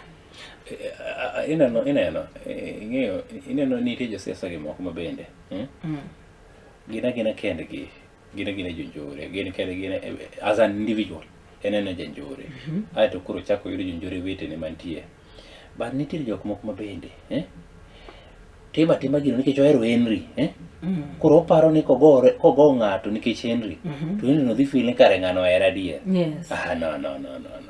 No man tim wrong thing. Wawere gi lweny wakel kwe. Lawmakers reject IBC's 63 billion shillings for 2027 polls request. Negidoro kanyumena maromo 63 billion shillings mondo konygi chenro gweni mag loso. Yande femigi 41 42 billion I think 41 billion mano mane ten migawo maromo pacho kae ose allocate negi mondo migi tim godo chenro mag yiero mabiro e 2027 kata kamano gidwaro mondo miyo medgi nyaka 63 billion. So lawmakers reject odagi wach makamano. Kaja od bura nyalo bedo gi teko ma chungo gimoro ma ok dhi nyime. Gik ma gifeel ni nitie kaka hinyogi. Yes. To gin gi teko mar medore osara. Gin gi teko mar medore osara. Ang'a mono gibedo gi teko no kendo mar tieko timbe maricho mantiere piny kagi. Gin gi teko no gidemo gidwaro. Eite mar abiriyo wan kanyo gi leading counties in job creation automation. So kae kawuono nyiso kanyo counties mose create jobs ne jopiny e pacho kaeri e counties man lead. Nitiere counties man kanyo gi wan gi group A 80 to 100%. adwa ni winjane kanyo endi wadhi somo gigi eki mondo jopiny owinjane to county mari ni kanye. Noseloso ni opportunities mag job percentage maromo nade. Group A wan gi 80 to 100%. Number 1 Murang'a County. Mano Karungu Ing'ata Karungu Nakuru County Susan Kihika. Irungu Ing'ata. Kiambu County Kimani wa Matangi is working. Obviously the two counties nyaka bira top. Amoro ni Kisumu County is number 4. Ngire Peter Nyang' Nyong'o osetemo keto creating job opportunities. Nejo dak county ni Kisumu. So Kisumu County number 4. Number 5 Meru County. Abuonjo nikech we are in Kisumu. Iwinjo kanyo ni county ma intie no. Timo mabere wichego ko ma creating job opportunities. Mano nyisiri kama security matters nyalo bedo mabere mbele kae ka people can be employed. County number 6 en Nairobi County. Oh, Nairobi is also doing well. Machakos County, number 2. Only 7 counties. Mostly create job opportunities na jogi between 80 to 100%. Diponi Kisumbwani. Obiro kanyo nikech affordable houses man nok geroge. Mago are one of the reasons. Yes. Yeah, nikech ng'eni gini king'iye to ng'iye jok ma samoro the county employ directly. Ting'iye ni to kako create job opportunities e sectors mopogore. Kisomo kanyo oken joma county ondiko. It's about job opportunities even weche go eko mag ohala kembe ma yudore county no mago employ jopiny and all that. So mane kaka ing'iye. Then one gi group B between 60 to 79%. Atamalo prauchiel nyaka atamalo prabiro kod ochiko. Lamu County ema lead, Elgeyo Marakwet, Kwale, Laikipia County number 4, 5 Nyeri County, number 6 Kajiado, number 7 Makueni, number 8 Mombasa, number 9 Kilifi, number 10 Kakamega, Taita Taveta 11, 12 Nandi, Uasin Gishu, number 13 Kirinyaga County, number 14, 15 Kitui County, 16 Trans Nzoia County, 17 Homa Bay. Oh, county of endless potential. So Homa Bay usetemo create job opportunities between 60 to 79%. Angene kanya ka endi bedege wacho endi ya Homa Bay County. Aparo ni Odiso. Osetemo monyalo. And Pochigi Park. Ne sectors mopogore mowuok Homa Bay County. Yes. Not enough. But you're doing something. Not enough, but something. Yes. Where is Migori County? Wewe Migori wabiro neno. Migori ang ni yule kama entire kende ubuno ngisi. But adawacho ni Homa Bay County. Yes. And wuod kata ne jok mondo ikore kend giwegi. En Pochigi Park ne Homa Bay County. And ana do chaka kwayo. Excellency Governor Gladys Wanga. Yes. Omeda keto luasi makare. Omed keto luasi makare. Ondo med keto. Ende sana. Kikiket na siasa mbele. Teach. Kazi kwa vijana. Kazi ndio tunataka kuona. Ineno kaka ne ginyedho President William Ruto ne. Kenda mo ne President William Ruto ne ginyedho ka giwiro ne mo ng'ombe chakuome. E thunde. Weche ni nyedhe. Yes. Ne nyedho President William Ruto kaka giwiro ne mo ng'ombe cha e thunde. Ma wayudo go goodies kaka Homa Bay. Kaka Bandaluo. Gombo mondo mi Governor Wanga. Yes. Omed keto lwete. Oket lwete moro nikech nyiedho tek nyalo jonyo lwedo. So med rido lwete e yori nyiedho President William Ruto.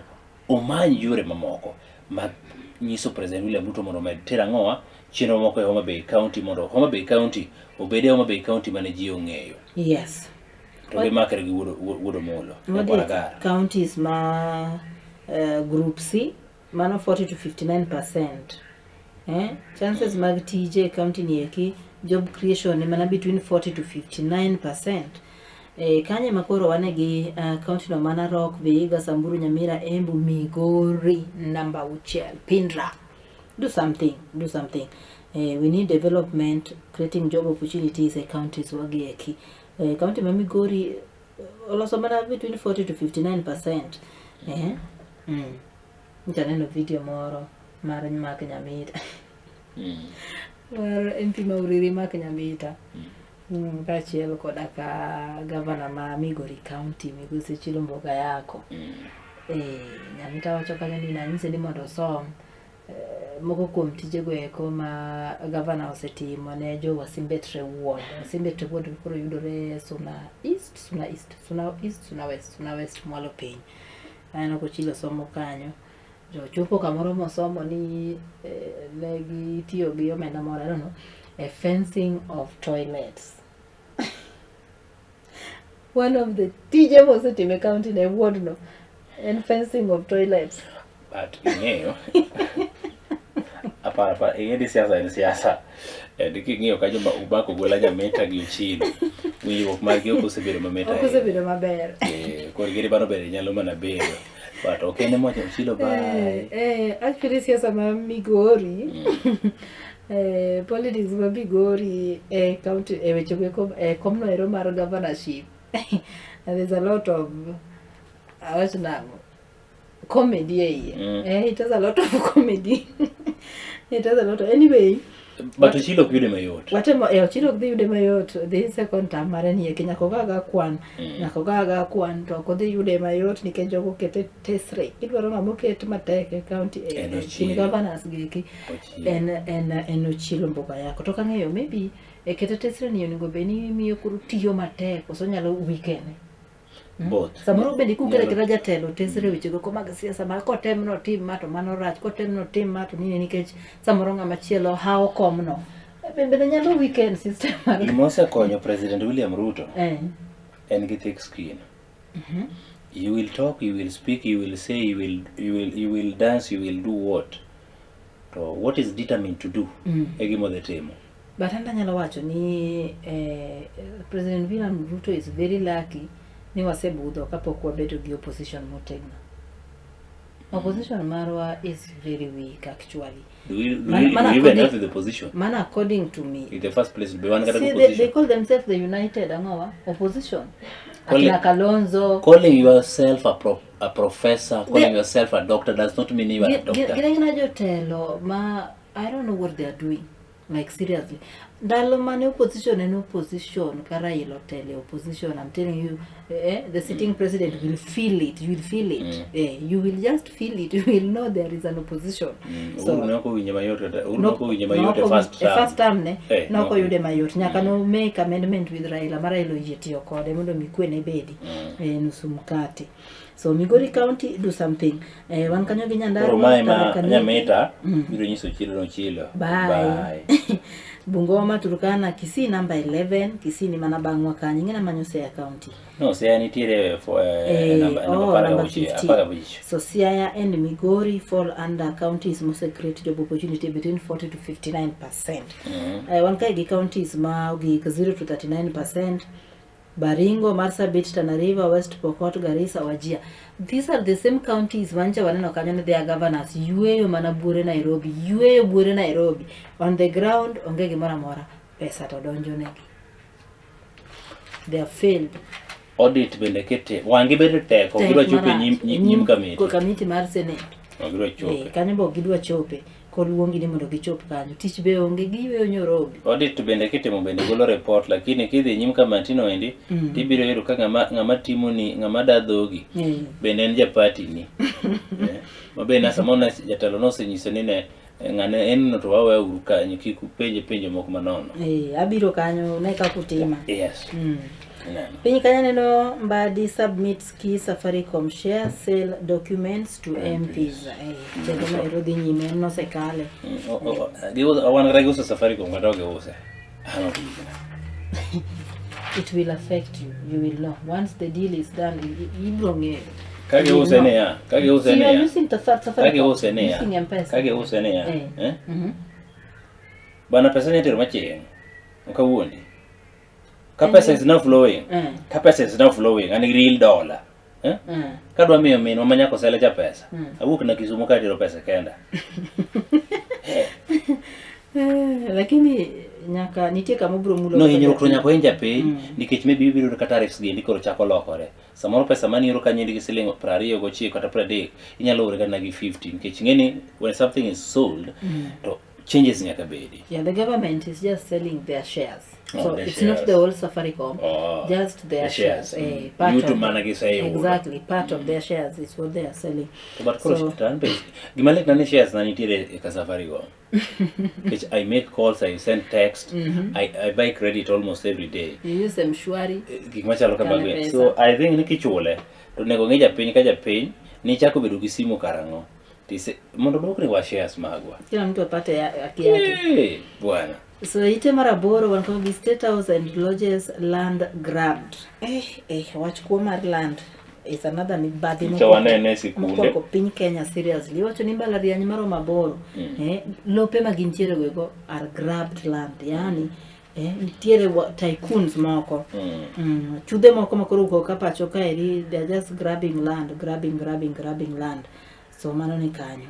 Mago lope mag jopiny to jomoko mana matin, jomoko mana matin. Jogi tin but gin gi cheddar, omenda. So they control. Gin ka gibiro giwacho ni kamine no gede ni. Mane lo, but obiro gi documents mose forge, mose loso, kata gima kut nyawache onge. Chieng moro. Lakini pesa beto, pesa rach. Nitiere ot moro Kisumu ka. Yes. Wasetimo nyaka stoche mang'eny.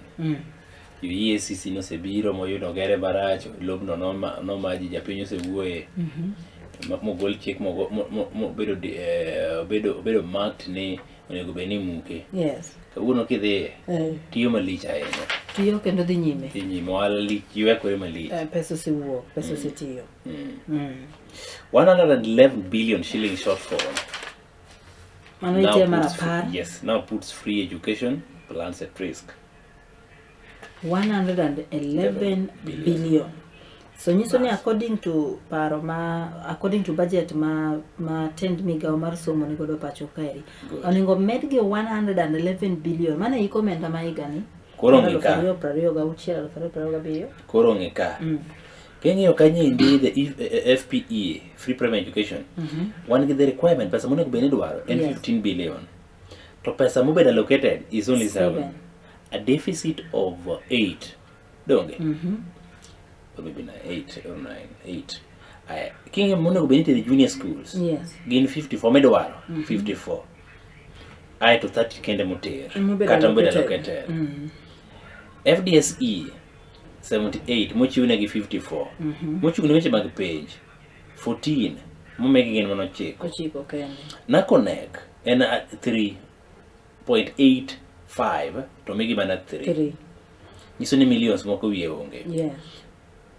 To quote no award 91 million. Mose chiw 16 kata mbeda located 16.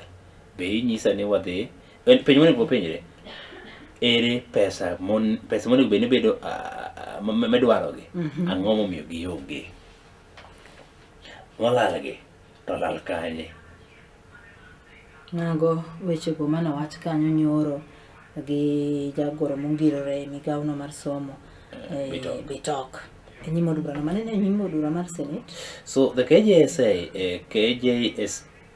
kata KJSA madwarore is 3.9 billion shillings and 10.8 billion for the administration of KCSE. And 9 billion, that is 9.5. So KEPSEA 1.2 billion. And the state-based assessment is 1.4 billion. Pesa kukaonge. But ingema is needed.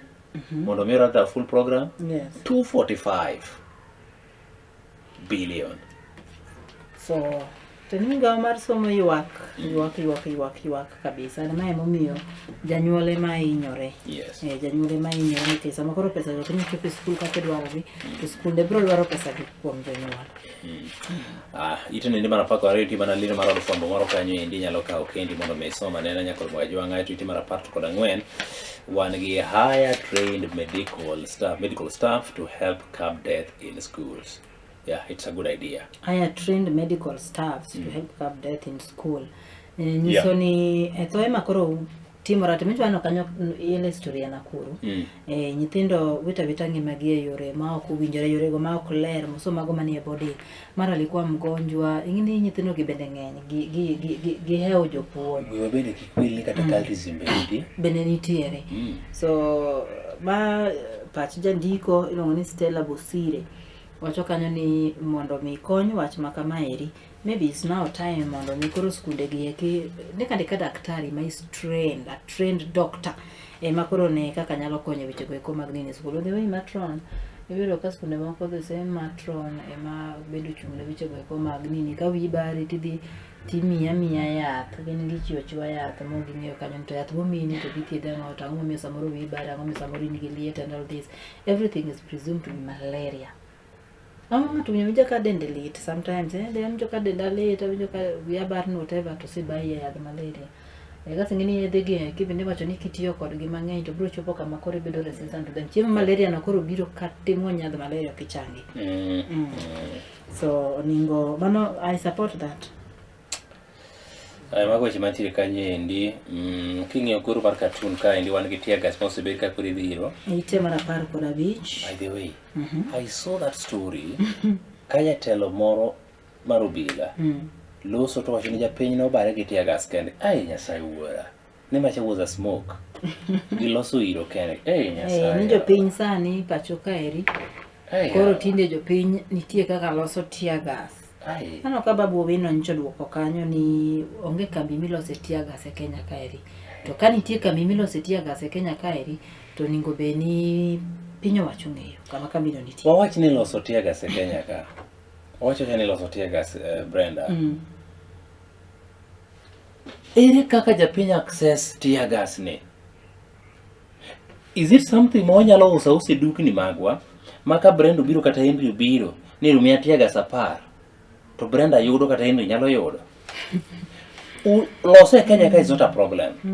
But is it something can be easily gotten gi japiny ma japiny nyalo tiyo kode kaka odwaro?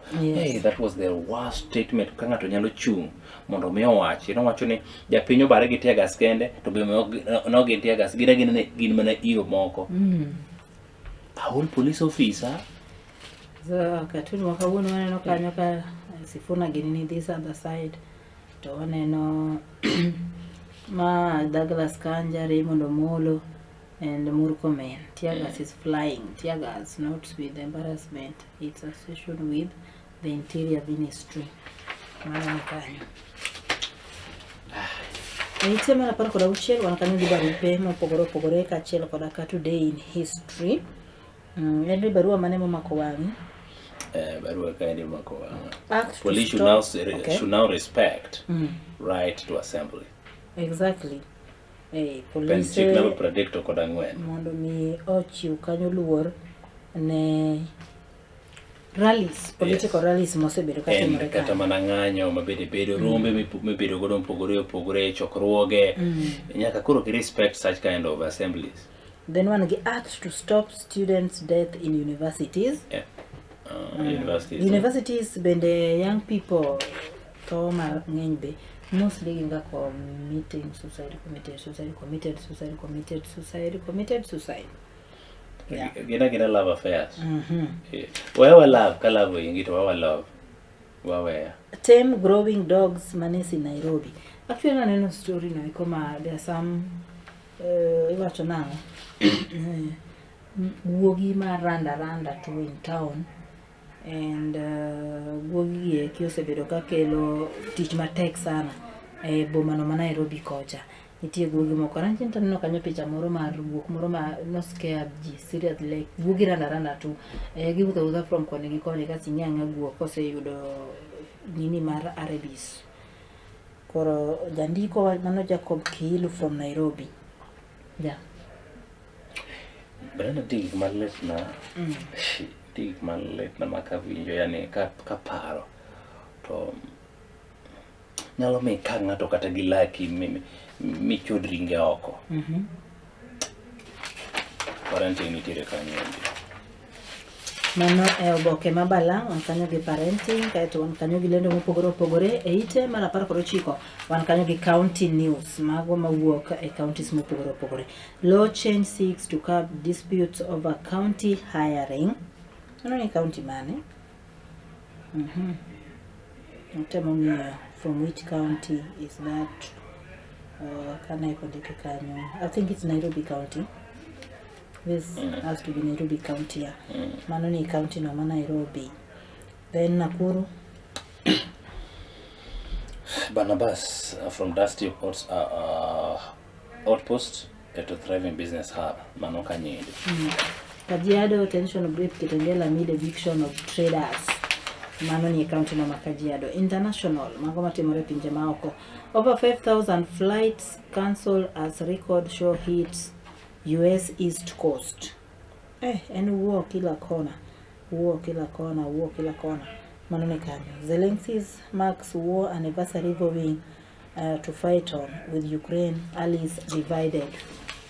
Mago weche goeko mana mag war kata lwenje madhi nyime pinje goeko maoko, Russia, Ukraine, sijui Amerika otimore nade.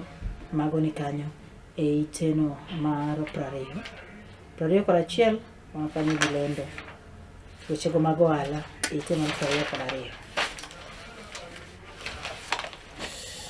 Wite mag kaendi wan gi hoteliers jita made a short notice booking. Hoteliers jita made short notice bookings. Jomoko mabira tini dwaro ni ibook chon. Abiro chamo gweno machikore. King'eyo ni next month idwa dhi chamo gweno kamoro to you But that is so, mano bende rach. Then you book. And mano bende rach. Someone can easily kill you. Which automatically he will know the kind of meal you will take. He will easily poison you or kill you. Asewacho niya, abiro chamo ring'o kanyo endi. Next month. Los na ring'o kanyo endi mabiro koro chieng'no kasa chaka a remind. Next month I'll be coming for nyama choma. Koro that diary book cha. I'll be staying there for 1 week. For 1 week. He will be killed. So magi yote mana difa go kabisa. Okay, wan kanyo ite mar 24 wan kanyo gi kwan akaja million whatever ite mar 25 lendo mopogore opogore odiadia kamano. Nyaka ite mar 28 wan kanyo gi jogo mamagoro lal godo. Wang'ige matin ayude ng'ama ng'e makelo ta kinyi koyier. Wow. Orongo Village Kulwa East Boy sub location. Just around. Huyo ni hapa tu Kisumu.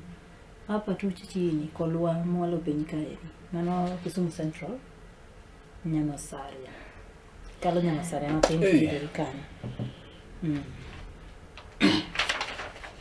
Weche goeko mag tuke. What local players need to win event?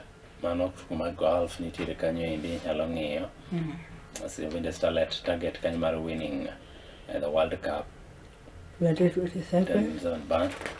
Aeto tuke mago mag rugby bo mipe kanyo endi itimo 31. Hawker Brass Sugar Thunder are ruling rugby basketball. Mawach nitie kanyo. Then Ingwe look to cut Gor Mahia lead. Gidhira dokanye endi koda ka Ingwe. Let me just see. King'iyo kawuono. Kawuono is on Wednesday. Yes. So far, Tusker dhira kod Murang'a Seal. Bandari nigi Nairobi, Mathare gi Shabana. Thursday kiny wan gi Ulinzi Kakamega Homeboys, Sofapaka Kenya Police, APS Bomet gi Kariobangi Sharks Bidco gi Mara Sugar KCB gi FC Leopards. So it means get time mondo mi gikadha na Gor Mahia. So you can FC Leopards have the chance to cut Gor Mahia's lead at the top of the SportPesa Premier League table when they play KCB at the Kasarani Stadium Nairobi tomorrow for 15 p.m. Nyalo ng'iyo tugo no kanyo kiny. Ato wan gi Safari Rally no chakore karang'o?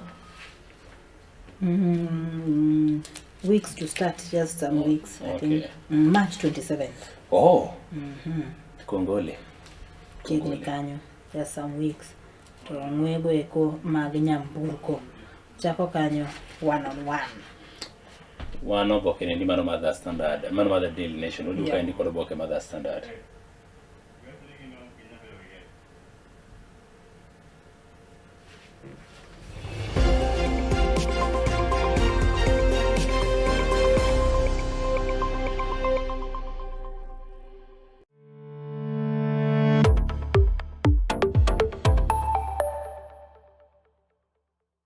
Get ready to elevate your business and any other commercials when you advertise with us. We are not just a channel.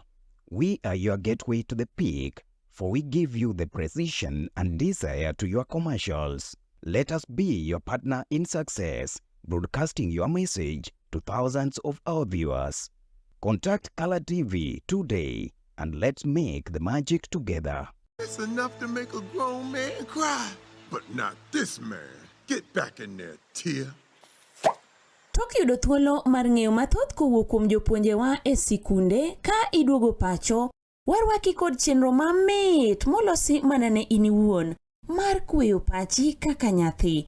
Chenro mar bang' sikul chakore sa 10:30 mamidhiambo nyaka sa 11 mamidhiambo, kama iyude sigana, wende manyasani kaachiel kod machon, kaachiel kod miel motimo cathedral ma bende mori kaka nyathi. Bang' skul, chenro manigi mor lilo ne nyithindo duto. Color TV, machiegni pacho ma e odwa.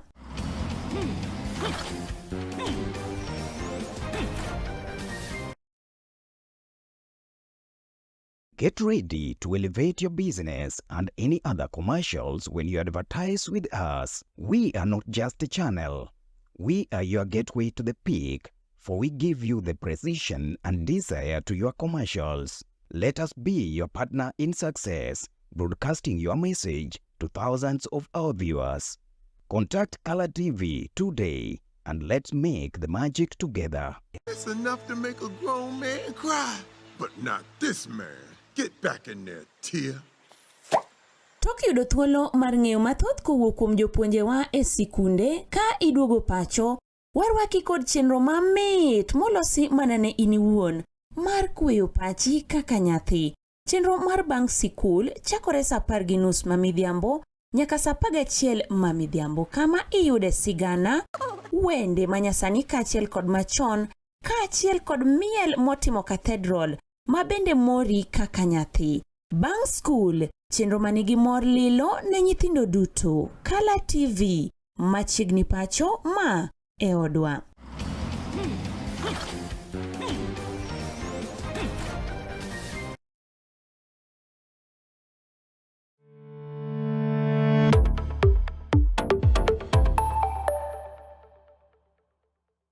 Get ready to elevate your business and any other commercials when you advertise with us. We are not just a channel.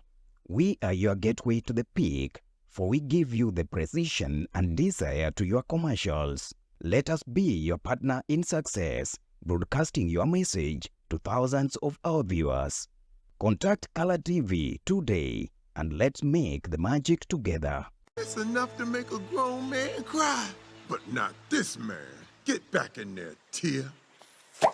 Tok yudo thuolo mar ng'eyo mathoth kowuok kuom jopuonjewa e sikunde ka iduogo pacho, warwaki kod chenro mamit molosi mana ne in iwuon mar kweyo pachi kaka nyathi. Chenro mar bang' sikul chakore sa 10:30 mamidhiambo nyaka sa 11 mamidhiambo, kama iyude sigana, wende manyasani kaachiel kod machon, kaachiel kod miel motimo cathedral ma bende mori kaka nyathi. Bang' skul, chenro manigi mor lilo ne nyithindo duto. Color TV, machiegni pacho ma e odwa.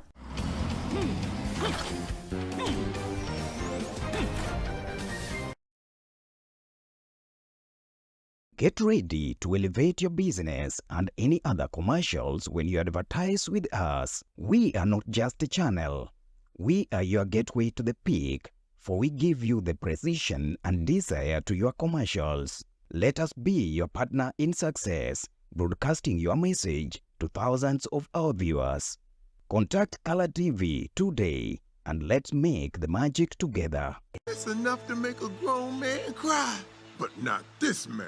Get back in there, tear. Tok yudo thuolo mar ng'eyo mathoth kowuok kuom jopuonjewa e sikunde ka iduogo pacho, warwaki kod chenro mamit molosi mana ne in iwuon mar kweyo pachi kaka nyathi. Chenro mar bang' sikul chakore saa 10:30 mamidhiambo nyaka saa 11 mamidhiambo, kama iyude sigana, wende manyasani kaachiel kod machon, kaachiel kod miel motimo cathedral ma bende mori kaka nyathi. Bang' skul, chenro manigi mor lilo ne nyithindo duto. Kala TV, machiegni pacho ma e odwa.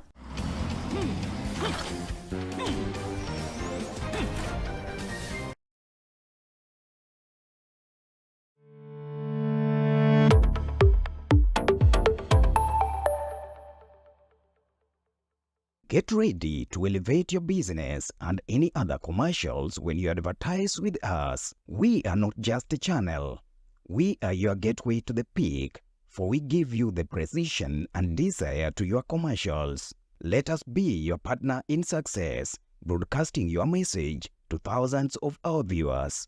Contact Color TV today and let's make the magic together.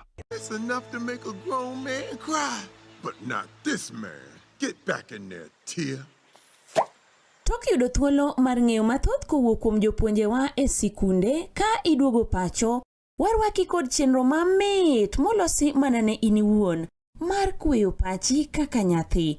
Chenro mar bang' sikul chakore saa 10:30 mamidhiambo nyaka saa 11 mamidhiambo, kama iyude sigana, wende manyasani kaachiel kod machon, kaachiel kod miel motimo cathedral ma bende mori kaka nyathi. Bang' skul, chenro manigi mor lilo ne nyithindo duto. Kala TV, machiegni pacho ma e odwa.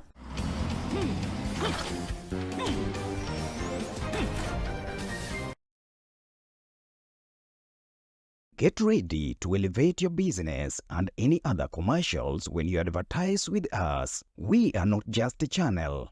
We are your gateway to the peak, for we give you the precision and desire to your commercials. Let us be your partner in success, broadcasting your message to thousands of our viewers. Contact Color TV today and let's make the magic together. It's enough to make a grown man cry, but not this man. Get back in there, tear. Tok yudo thuolo mar ng'eyo mathoth kowuok kuom jopuonjewa e sikunde ka iduogo pacho, warwaki kod chenro mamit molosi mana ne in iwuon mar kweyo pachi kaka nyathi. Chenro mar bang' sikul chakore saa 10:30 mamidhiambo nyaka saa 11 mamidhiambo, kama iyude sigana, wende manyasani kaachiel kod machon, kaachiel kod miel motimo cathedral ma bende mori kaka nyathi. Bang' skul, chenro manigi mor lilo ne nyithindo duto. Kala TV, machiegni pacho ma e odwa.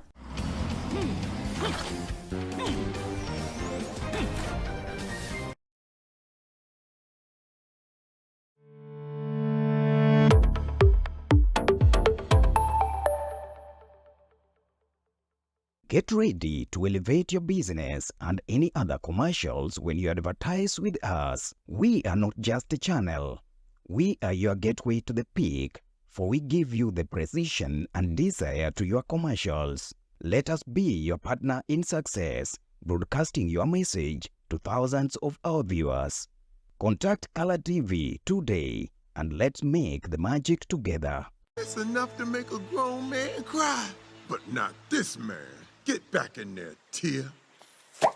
Tok yudo thuolo mar ng'eyo mathoth kowuok kuom jopuonjewa e sikunde ka iduogo pacho, warwaki kod chenro mamit molosi mana ne in iwuon mar kweyo pachi kaka nyathi.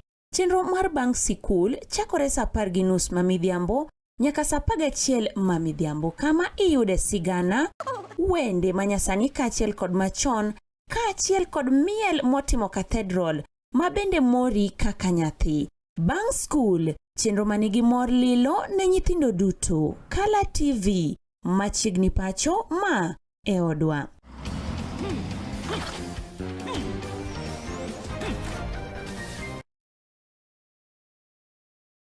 Get ready to elevate your business and any other commercials when you advertise with us. We are not just a channel. We are your gateway to the peak, for we give you the precision and desire to your commercials. Let us be your partner in success, broadcasting your message to thousands of our viewers. Contact Color TV today and let's make the magic together. It's enough to make a grown man cry, but not this man. Get back in there, Tia. Tok yudo thuolo mar ng'eyo mathoth kowuok kuom jopuonjewa e sikunde ka iduogo pacho, warwaki kod chenro mamit molosi mana ne in iwuon mar kweyo pachi kaka nyathi. Chenro mar bang' sikul chakore saa 10:30 mamidhiambo nyaka saa 11 mamidhiambo, kama iyude sigana, wende manyasani kaachiel kod machon, kaachiel kod miel motimo cathedral mabende mori kaka nyathi. Bang' skul, chenro manigi mor lilo ne nyithindo duto. Color TV, machiegni pacho ma e odwa.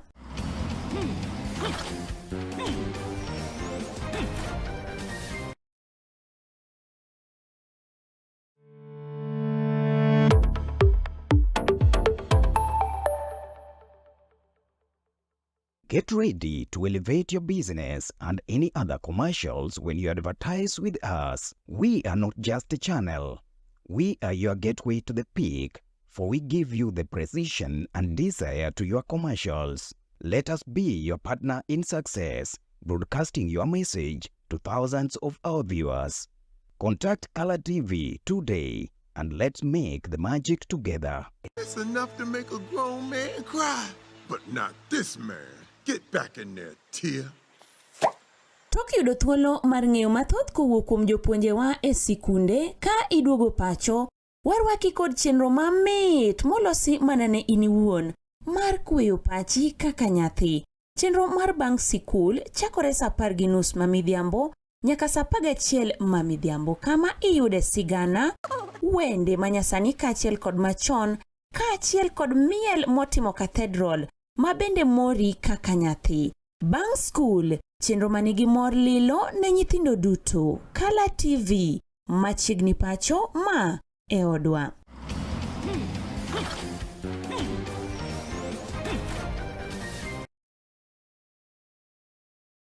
Get ready to elevate your business and any other commercials when you advertise with us. We are not just a channel.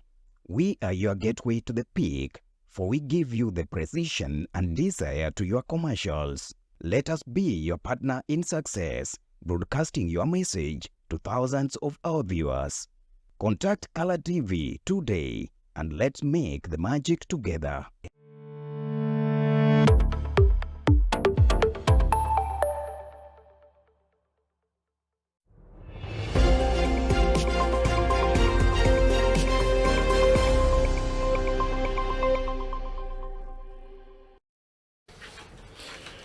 Okay, mana kamano janeno mar Color TV wachako kawo thuoloni kendo mar wakini machiegni mar bedo kodwa e chenro ni eki, kama bende waneno ni kanyo ito Oboke ma wang'eyo kanyo ni to chalo nade oko kanyo kaka weche osebedo ka ringo. Waseng'iyo kanyo Oboke no mar Daily Nation kendo waneno kanyo weche mopogore opogore ma bende olidhi e ito Oboke no. Ni bende kawo thuolo mar ng'eyo Oboke no mondo misom matut. Wadhi Oboke no mar The Standard. Wach mane maduong' momipe kanyo e The Standard ma kawuono. Nitie kaka rimo no molo ma bende wuoyo godo cha itudo kod weche gwendi mag guns gi or ng'iyo to lenga king somo kind youth networks interior PS rimo no molo is cast as a polished technocrat with a philanthropic touch, but in Nyanza darker narratives is taking hold as rival camp prepare for bruising political battles ahead of the general election. Allegations are mounting that state-backed empowerment in bracket, remember that empowerment is in bracket, networks have mapped into engines of intimidation with good shadowing rallies, disrupting meetings and operating in full glare of the police. Supporters hail this decisive leadership. Critics see a dangerous fusion of power, patronage and fear that could tip a volatile region into chaos. Mano wadhi yudo kanyo ite mar 6 gi ite mar 7 wach maduong' en kanyo ni whose goods Guns makoro chendo gi eki gin mag ng'agini. Lakini no pichni moket piny kanyo Henry kapok odhi mabor. Mi Pichni wacho moket piny kanyo. Nyalo paro moko mane omiyo Exactly. reflectors ang'o gini ka? Gin kanyo. Gin piny kanyo. Gin pichni maricho ne kako ting' dane lori, ne kaka gitimore lori ne nyaka nyithindo matindo. Look at this one. Yes. Magi at very young kids moting'e lori kae ri jawuoyo timore lori. Gichomo political rallies. Kaso kidwa ng'eyo ni gin joma richo ne kaka giumo wengegi. Yeah. Need this photo. Giumo wengegi, gidwako mask, gitemo hide. Why are they hiding their identities? Kopone gidhi political rallies. These are the goons. Mano wadhi no kanyo nite mara uchiel nite mara biriyo. Experts explains new anti-HIV jab ahead of rollout tomorrow. Yes. Mano ber mana. Weche koro dhi bedo maber kanyo ne jogo man modak koda kute mag ayaki. Mano en wach maber. Piny kanyo wan gi 3 in Tanzanian abduction held for 10 more days. 3 men suspected of abducting a Tanzanian will remain in custody to allow police conduct investigation. Mano nitiere jomoko kanyo manyocha omako gi thuon molal godo kata ondhiyo gi thuon. Mano japiny Tanzania moro e pacho kaeri nomaki gine doho. Eite mar adek wan kanyo gi Marathona wins 70 million shillings property dispute against former husband. Lucy Kabu celebrate after winning marathon in 2011. Koro mano nyako majang'we chilungo kanyo ni Lucy Kabu sebedo kanyo kayuare gi wuon pargi weche ko mag property worth 70 million. This is not the first time one no cases aina gi Henry. Ni ka ng'ato sebedo gi mwandu to koro weche ok bed makare kaso gidonje dispute mar laro mwandu go. Samoro ng'ata achiel be miyudo kanoloso mwandu go, so mano ni kanyo. Court adjourns Rex Masai inquest after prosecutor fails to appear. Paro kanyo ng'anyo mag Gen Zs ano 2024. Rex Masai nowacho gimane kanyo. So mano pod dhi nyime kanyo. Ite mara ng'wen 64 billion shillings mabiro ga ABC yauti pura no tagi iwacho ni mago waste. Yes. Magi biro kethi ok bitim go tich mowinjore. Pinyi se megi 41. Koro 64 ni mago pesa mabiro dhi adhi at waste. Yes. Mano ni kanyo jo bura no tamore support IBC mondo mi omed gi pesa. Ite mara beach state eyeing fresh airport deal with Adani. Nimi yogane gisegol report kanyo ni contract no se expire and therefore chal ka gima ginyalo chak renew their contract. Exactly. Wacha Adani nikelo wacho maliet kanyo wanataka kuuza airport.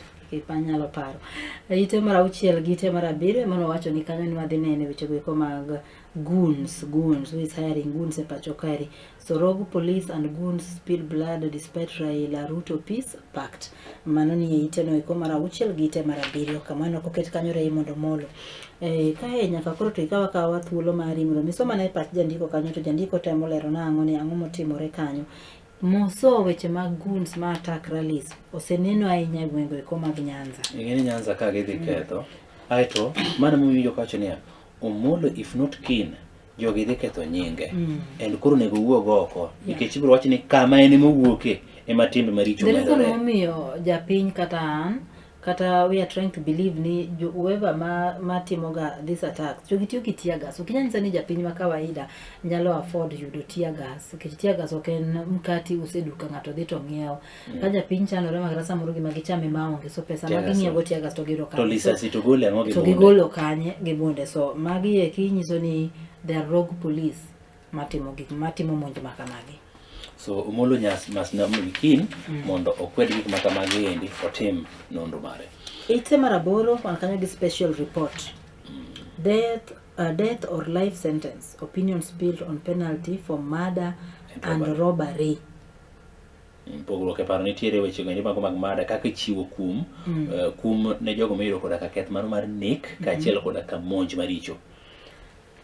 Murder and robbery, I think death should be. Kawuono be yie koda. Ayie kodi. Oh. Better death by hanging. Hanging no kod shooting. By the way, hanging nada no ka yot ber nikeje onego tho to winjo lit cha. Malala go bedo short dich en pu. You know, when you are going to die by hanging, that thing, okiminyika kamjo ni ng'ama tho by hanging kata ng'ama dere okwinyika lit mar the physical lit me inene winjo no. Giwinj the physical lit. but giwinjo the mental torture. I say Psychologist wacho kamano. I say okay, mago psychologist. Mani ngene be gisomo mana ginyiso gima gisomo to gima timore. Ngene ginyiso mana gima gisomo to gima timore. Bana aseneno gi wanga. Someone wanted to take his own life. To it all. Why? But at the moment, man, ogwe stool ne.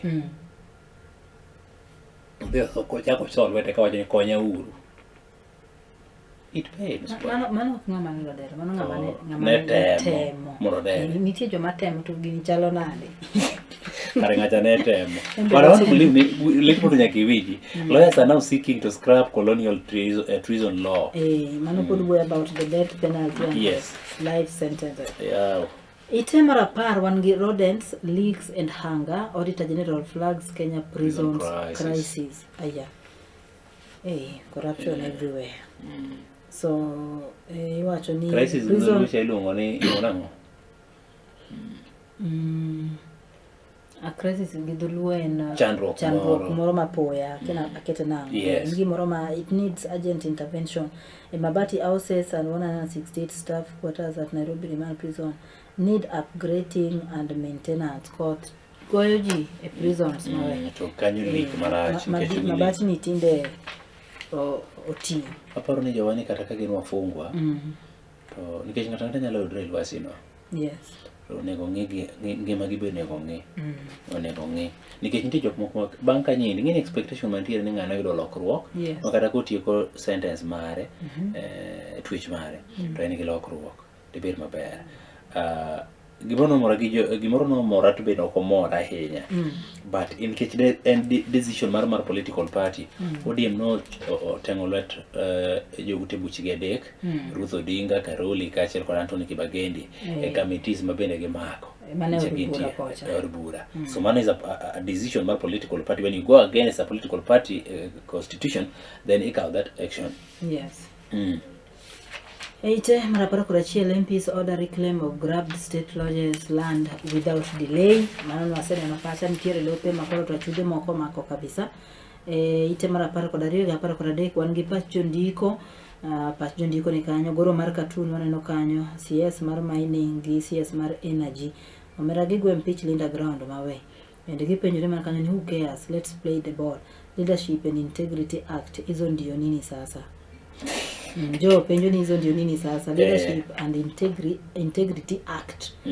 Mano chik murito kanyo jotelo weko mag piny owacho kuyie donje weche mag siasa. To CS mar energy wanda idwoke ni who cares, let's play the ball. Gigwe ball mar Linda Ground 2027. Mano nyiso kanyo kaka jotendwa mag migepe mopogore opogore. Sani koro to donjo wane weche go eko mag siasa adarani vigiwini gin jotend migepe. Mano ncha ne wawuoy kanyo nyoro abanene nyoro. Penjo maduong' ma kawuono penj kere ni should education funding agencies be merged? Should education funding agencies be merged? Nyalo bedo maber to nyalo bedo marach. Ng'eni keto gimoro one kiti bete nyalo bedo maber iyudo ka mondo channel bedo mayot ahinya. You see, skunde mag primary yudo pesa channel mopogore deni ni kasi chakidie mag help bende ne another channel mani yore. So giwacho ni maybe oningo koro to rewgi, we are tired of being placed in universities by the coups when help cannot find us. We are wary of being bounced. So mane penjo maduong' kanyo na jandiko no penjo.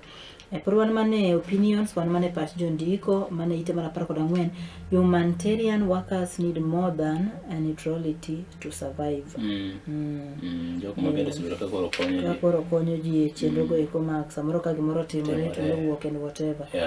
They need more than neutrality. They need to be, things need to be more neutral kabisa. Okoni go kikao sides to survive.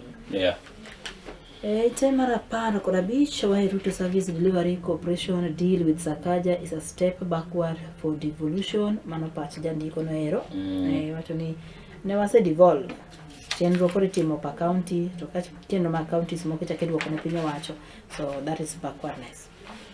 Gen Z's innocency, inconsistency will hand Ruto win in 2027. Watch Mantire Kanyo. Mano wakana Bernadette Achoka from Maseno University. Watch Mantire Kanyo. What Gen Z's ani kuro one consistency. Gen Z narrative chaporentie put because I don't see them. I don't know who is leading them as per now. No, they don't. They're leaderless. What is their plan for 2027, Gen Zs? What is your plan for 2027? I'm talking about the Gen Zs. You know the ones I'm talking about. The ones. By the end of this Gen Z, bad generation. It's a bad generation. You know the difference between Gen Zs and the millennials and the other generations is that Gen Zs, they are open. They communicate. They say what they want. Actually, these people can. Bad in quote, not bad now. Oh, okay. Bad in quote. Yani there are people who will face something the way it is. Oh, now yes, I get. Bad in quote. Not negin bad moral malnga jokman tipegiri. But that's bad. Jokman tipegiri chubene which is very true. Yes. Mago matimore counties mopogore wan kanyo gi letter not enough to adjourn case rules land court Nakuru County. Nairobi senators call for probe into international schools and international schools moke pachoka area. I mean this school moko international make die tipujo bana French and whatever, they don't teach Kiswahili and whatever, I don't know. Mage school mami nyoni nyithinjo tendwa era magi some. Oboke mbalangire kanye nyalo kawo kendi mondo imbede som. Tingo kanyo weche mag ohala kang'iyo matut gi weche goeko mag ohala. Ite mar apako rabiro Murang'a bende notelo wasedo counties motelo weche goendi mag chwalo tije ne oganda. Yes. Murang'a notelo, Kiambu namba 3, Nakuru namba 2, Kisumu namba 4. Oh, Kisumu namba 4. Oh. Ber malich mokalo. Yes. Jamboni nyinyi nyote wa Kisumu. Treasury defends high domestic borrowing amid debt warning. Yani pod gi defend to high domestic pod gi defend to debt. Kata medo the pod gi defend. How many gi reject gi defend. But kuna mimi na nyisi nyoro ne ya. Ni ber mondo county ka county ogine pesa, oboro their own. Oboro as their as a county. Okay. Nikech ng'e gome nyisi, In fact mano bende biro kelo ahinya auditing biro bedo mayot. Nikech ng'eni wach ni kokele bilion 4 mar Kenya kata bilion 6 for example, ida poge biro matek, but kopo ni Homa Bay chwa odhi okawo kata mana bilion 2. To biro mayot ni to bilion 2 kata milion 2 no timo wuod ang'o. Wacho la bro nego ai Kenya kaeri. Weche go mag ohala ni ite mar 18 waneno kanyo ka Kenyan now eyes direct sales to escape Kenya Power's debt trap. Mano ni ite mar 18, ite mar 19 na stock exchange ni kanyo, ite mar 20 wan kanyo gi weche go mag pinje maoko. War risk mount in Middle East ahead of US Iran Geneva talks. Pinje maoko ena na weche go mag war. But kanyo bene Mexico in bid for calm after Mencho killing. You remember nonene gazette Manyoro, one of the notorious gang leaders in Mexico. Nyocho monji kanyo monegi lungo ni Mencho. Mencho negi kanyo monegi. Gino miwacho ni nokelo kanyo koso arita kwe, kata nokelo kanyo tulo e pinyno. Gangs wetene kata joma are affiliated supporters mage. Nuwuok kanyo kendo nokelo kanyo luoro ka giketho mwandu, giwang'o nyamburu. Gimoro ma giromo godo town, giketho kendo giwang'o. Kata kamano iwacho ni weche koro to dok chien. We chako bedo. Ite mar 21. Vladimir Putin has failed in Ukraine war, Zelensky says on 4th anniversary. Nini lwenji Ukraine kachiel koda ka Russia. Yes. Pod dhiyo nyime. Hende mo ayudo kacha ni ja Kenya moro ma jaga 33. Bende ko emitudo koda ka wach mano mar kawo jo Kenya kaka gitere pi mar Russia. Mondo mi odhi ogwang'. Ogolweny. Wach malich ahinya. Ite mar 20 koda de wan kanyo gi lendo mag ute fwambo mopogore agaja meli taega ni kanyo kaeto lendo matindo tindo nitiere kanyo nyalo kawo mondo nisom kanyo na weche mag tuke ni ite mar 29. Kama Indiza Waku and Medirata start early preparations for 2027 MKO. Mailongo ne MKO ni ngatu mane. Mangu tuke magao. Ong'ani from Live to David work with golf, makituke mag golf. Kanyo. Golf park, Christmas, whatever. Oh, golf. Okay. Kose iluongo ni men Kenya kiang'o gini? Whatever. Eite mar Pradek pod wan gi wechego mag tuke stage set for 2026 Eldoret City Marathon. Okay, wan kae gi 2026 Eldoret City Marathon dhi timore e pacho kaeri. Ikruok oseket kanyo. Piny kanyo maneno ka wan kanyo gi mae tugo marathon. Boxing ni kanyo. By the way, where is Conjestina Chien? Not giving up on national. She used to have mental case. But no second. Chakoduogo maber. No relapse, I think. Sonko, Banka Sonko nokonya saw a story about him relapsing. I think she needed some help. Okang'eyo ni currently en machalo nade. But the last time I fwire that story and nitie kano bedo gi dok chien matin, yeah, something like that.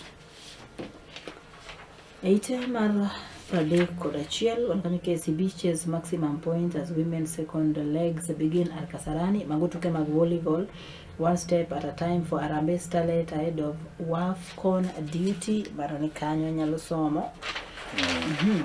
Eite mogik wan kanyo gi tuke go eko mag Premier League. Ano, my Champions League. Okay, Champions League. Nyabedo Champions League kaso gibe tuke go oko mag La Liga. Mourinho, the unwelcome guest at Madrid's home. Ngini Mourinho sani nigi coach Benfica. Koro odhitado kanye di koda Real Madrid kawuono saa 5 maruti. Saa 5 marotieno. Yes, I mean marotieno to kinyi, yes, marotieno. Aito haki ilo ne word your PSG ni di Hakim faces trial for alleged rape. Aya. No, wasa no dakika ila gwendi mang'eny. And it happened in 2023. A woman who was 24 by then alleged that Valdimane region southeast of Paris that Hakimi had raped mano ni kanyo, but nyadi mathoto wasenoga kanyo, wasenoga these stories of kama tosebedo famous and whatever. Then this woman bedo kodo into contact, maybe mnajuana to and whatever, to samoro kiye ne bedo kodo relationship and whatever. Women can be wicked sometimes. I'm telling you, no. My agenda manu wuoyo kijachina wacho mos. So Aneminyisa wacho kik ngata winjo. So sometimes inyalo yudo ni samoro is the money they want. So they use their lawyers because they go to colony the settlement. Let's settle. Except when ngata nigi pesa. Mago ni kanyo. Otigo kanyo oboke ma kawuono. No. But you go anise wacho madag tieko go. Wach bada tieko no. Much but katieko. Japiny wabeduru jogo moherore. Kik wanegre kendwa nikech ng'ama inego no en mana nyathi ng'ato, wadgi ng'ato, wuon ng'ato moro, chi ng'ato moro. Kik wanegre kendwa. PS Omolo uwuogo ko mondo intervene. Kik gigi ndibedi machilo biro miene. Tiwacho ni Nyanza kama owuoke ema timbe maricho koro chako medore. Dibedi malit machal nade kata marach machal nade ka itudo Omolo ng'ama ber. To kapar kado timbe ila mitudego mag njorege. To kadiponi nitie jok matiyo kode kata tiyo gi nyinge mondo chwal timbe maricho ge nigi feel no mondo biro protect ge. It's high time Omolo change his tactics mar deal mondo deal gi jogi ende. But kanitiere jok moko Omolo nigo duma chiegri matimo timbe maricho ge. Tapani Omolo nego koro osefwenyo gi nigi osesetore lwedo Omolo mondo golgi oko kuome. Otherwise japiny wabedru jogo makare, waluore uru, wahere uru, anakwenu maber kinde ka kinde, wadugo tok thul machuok.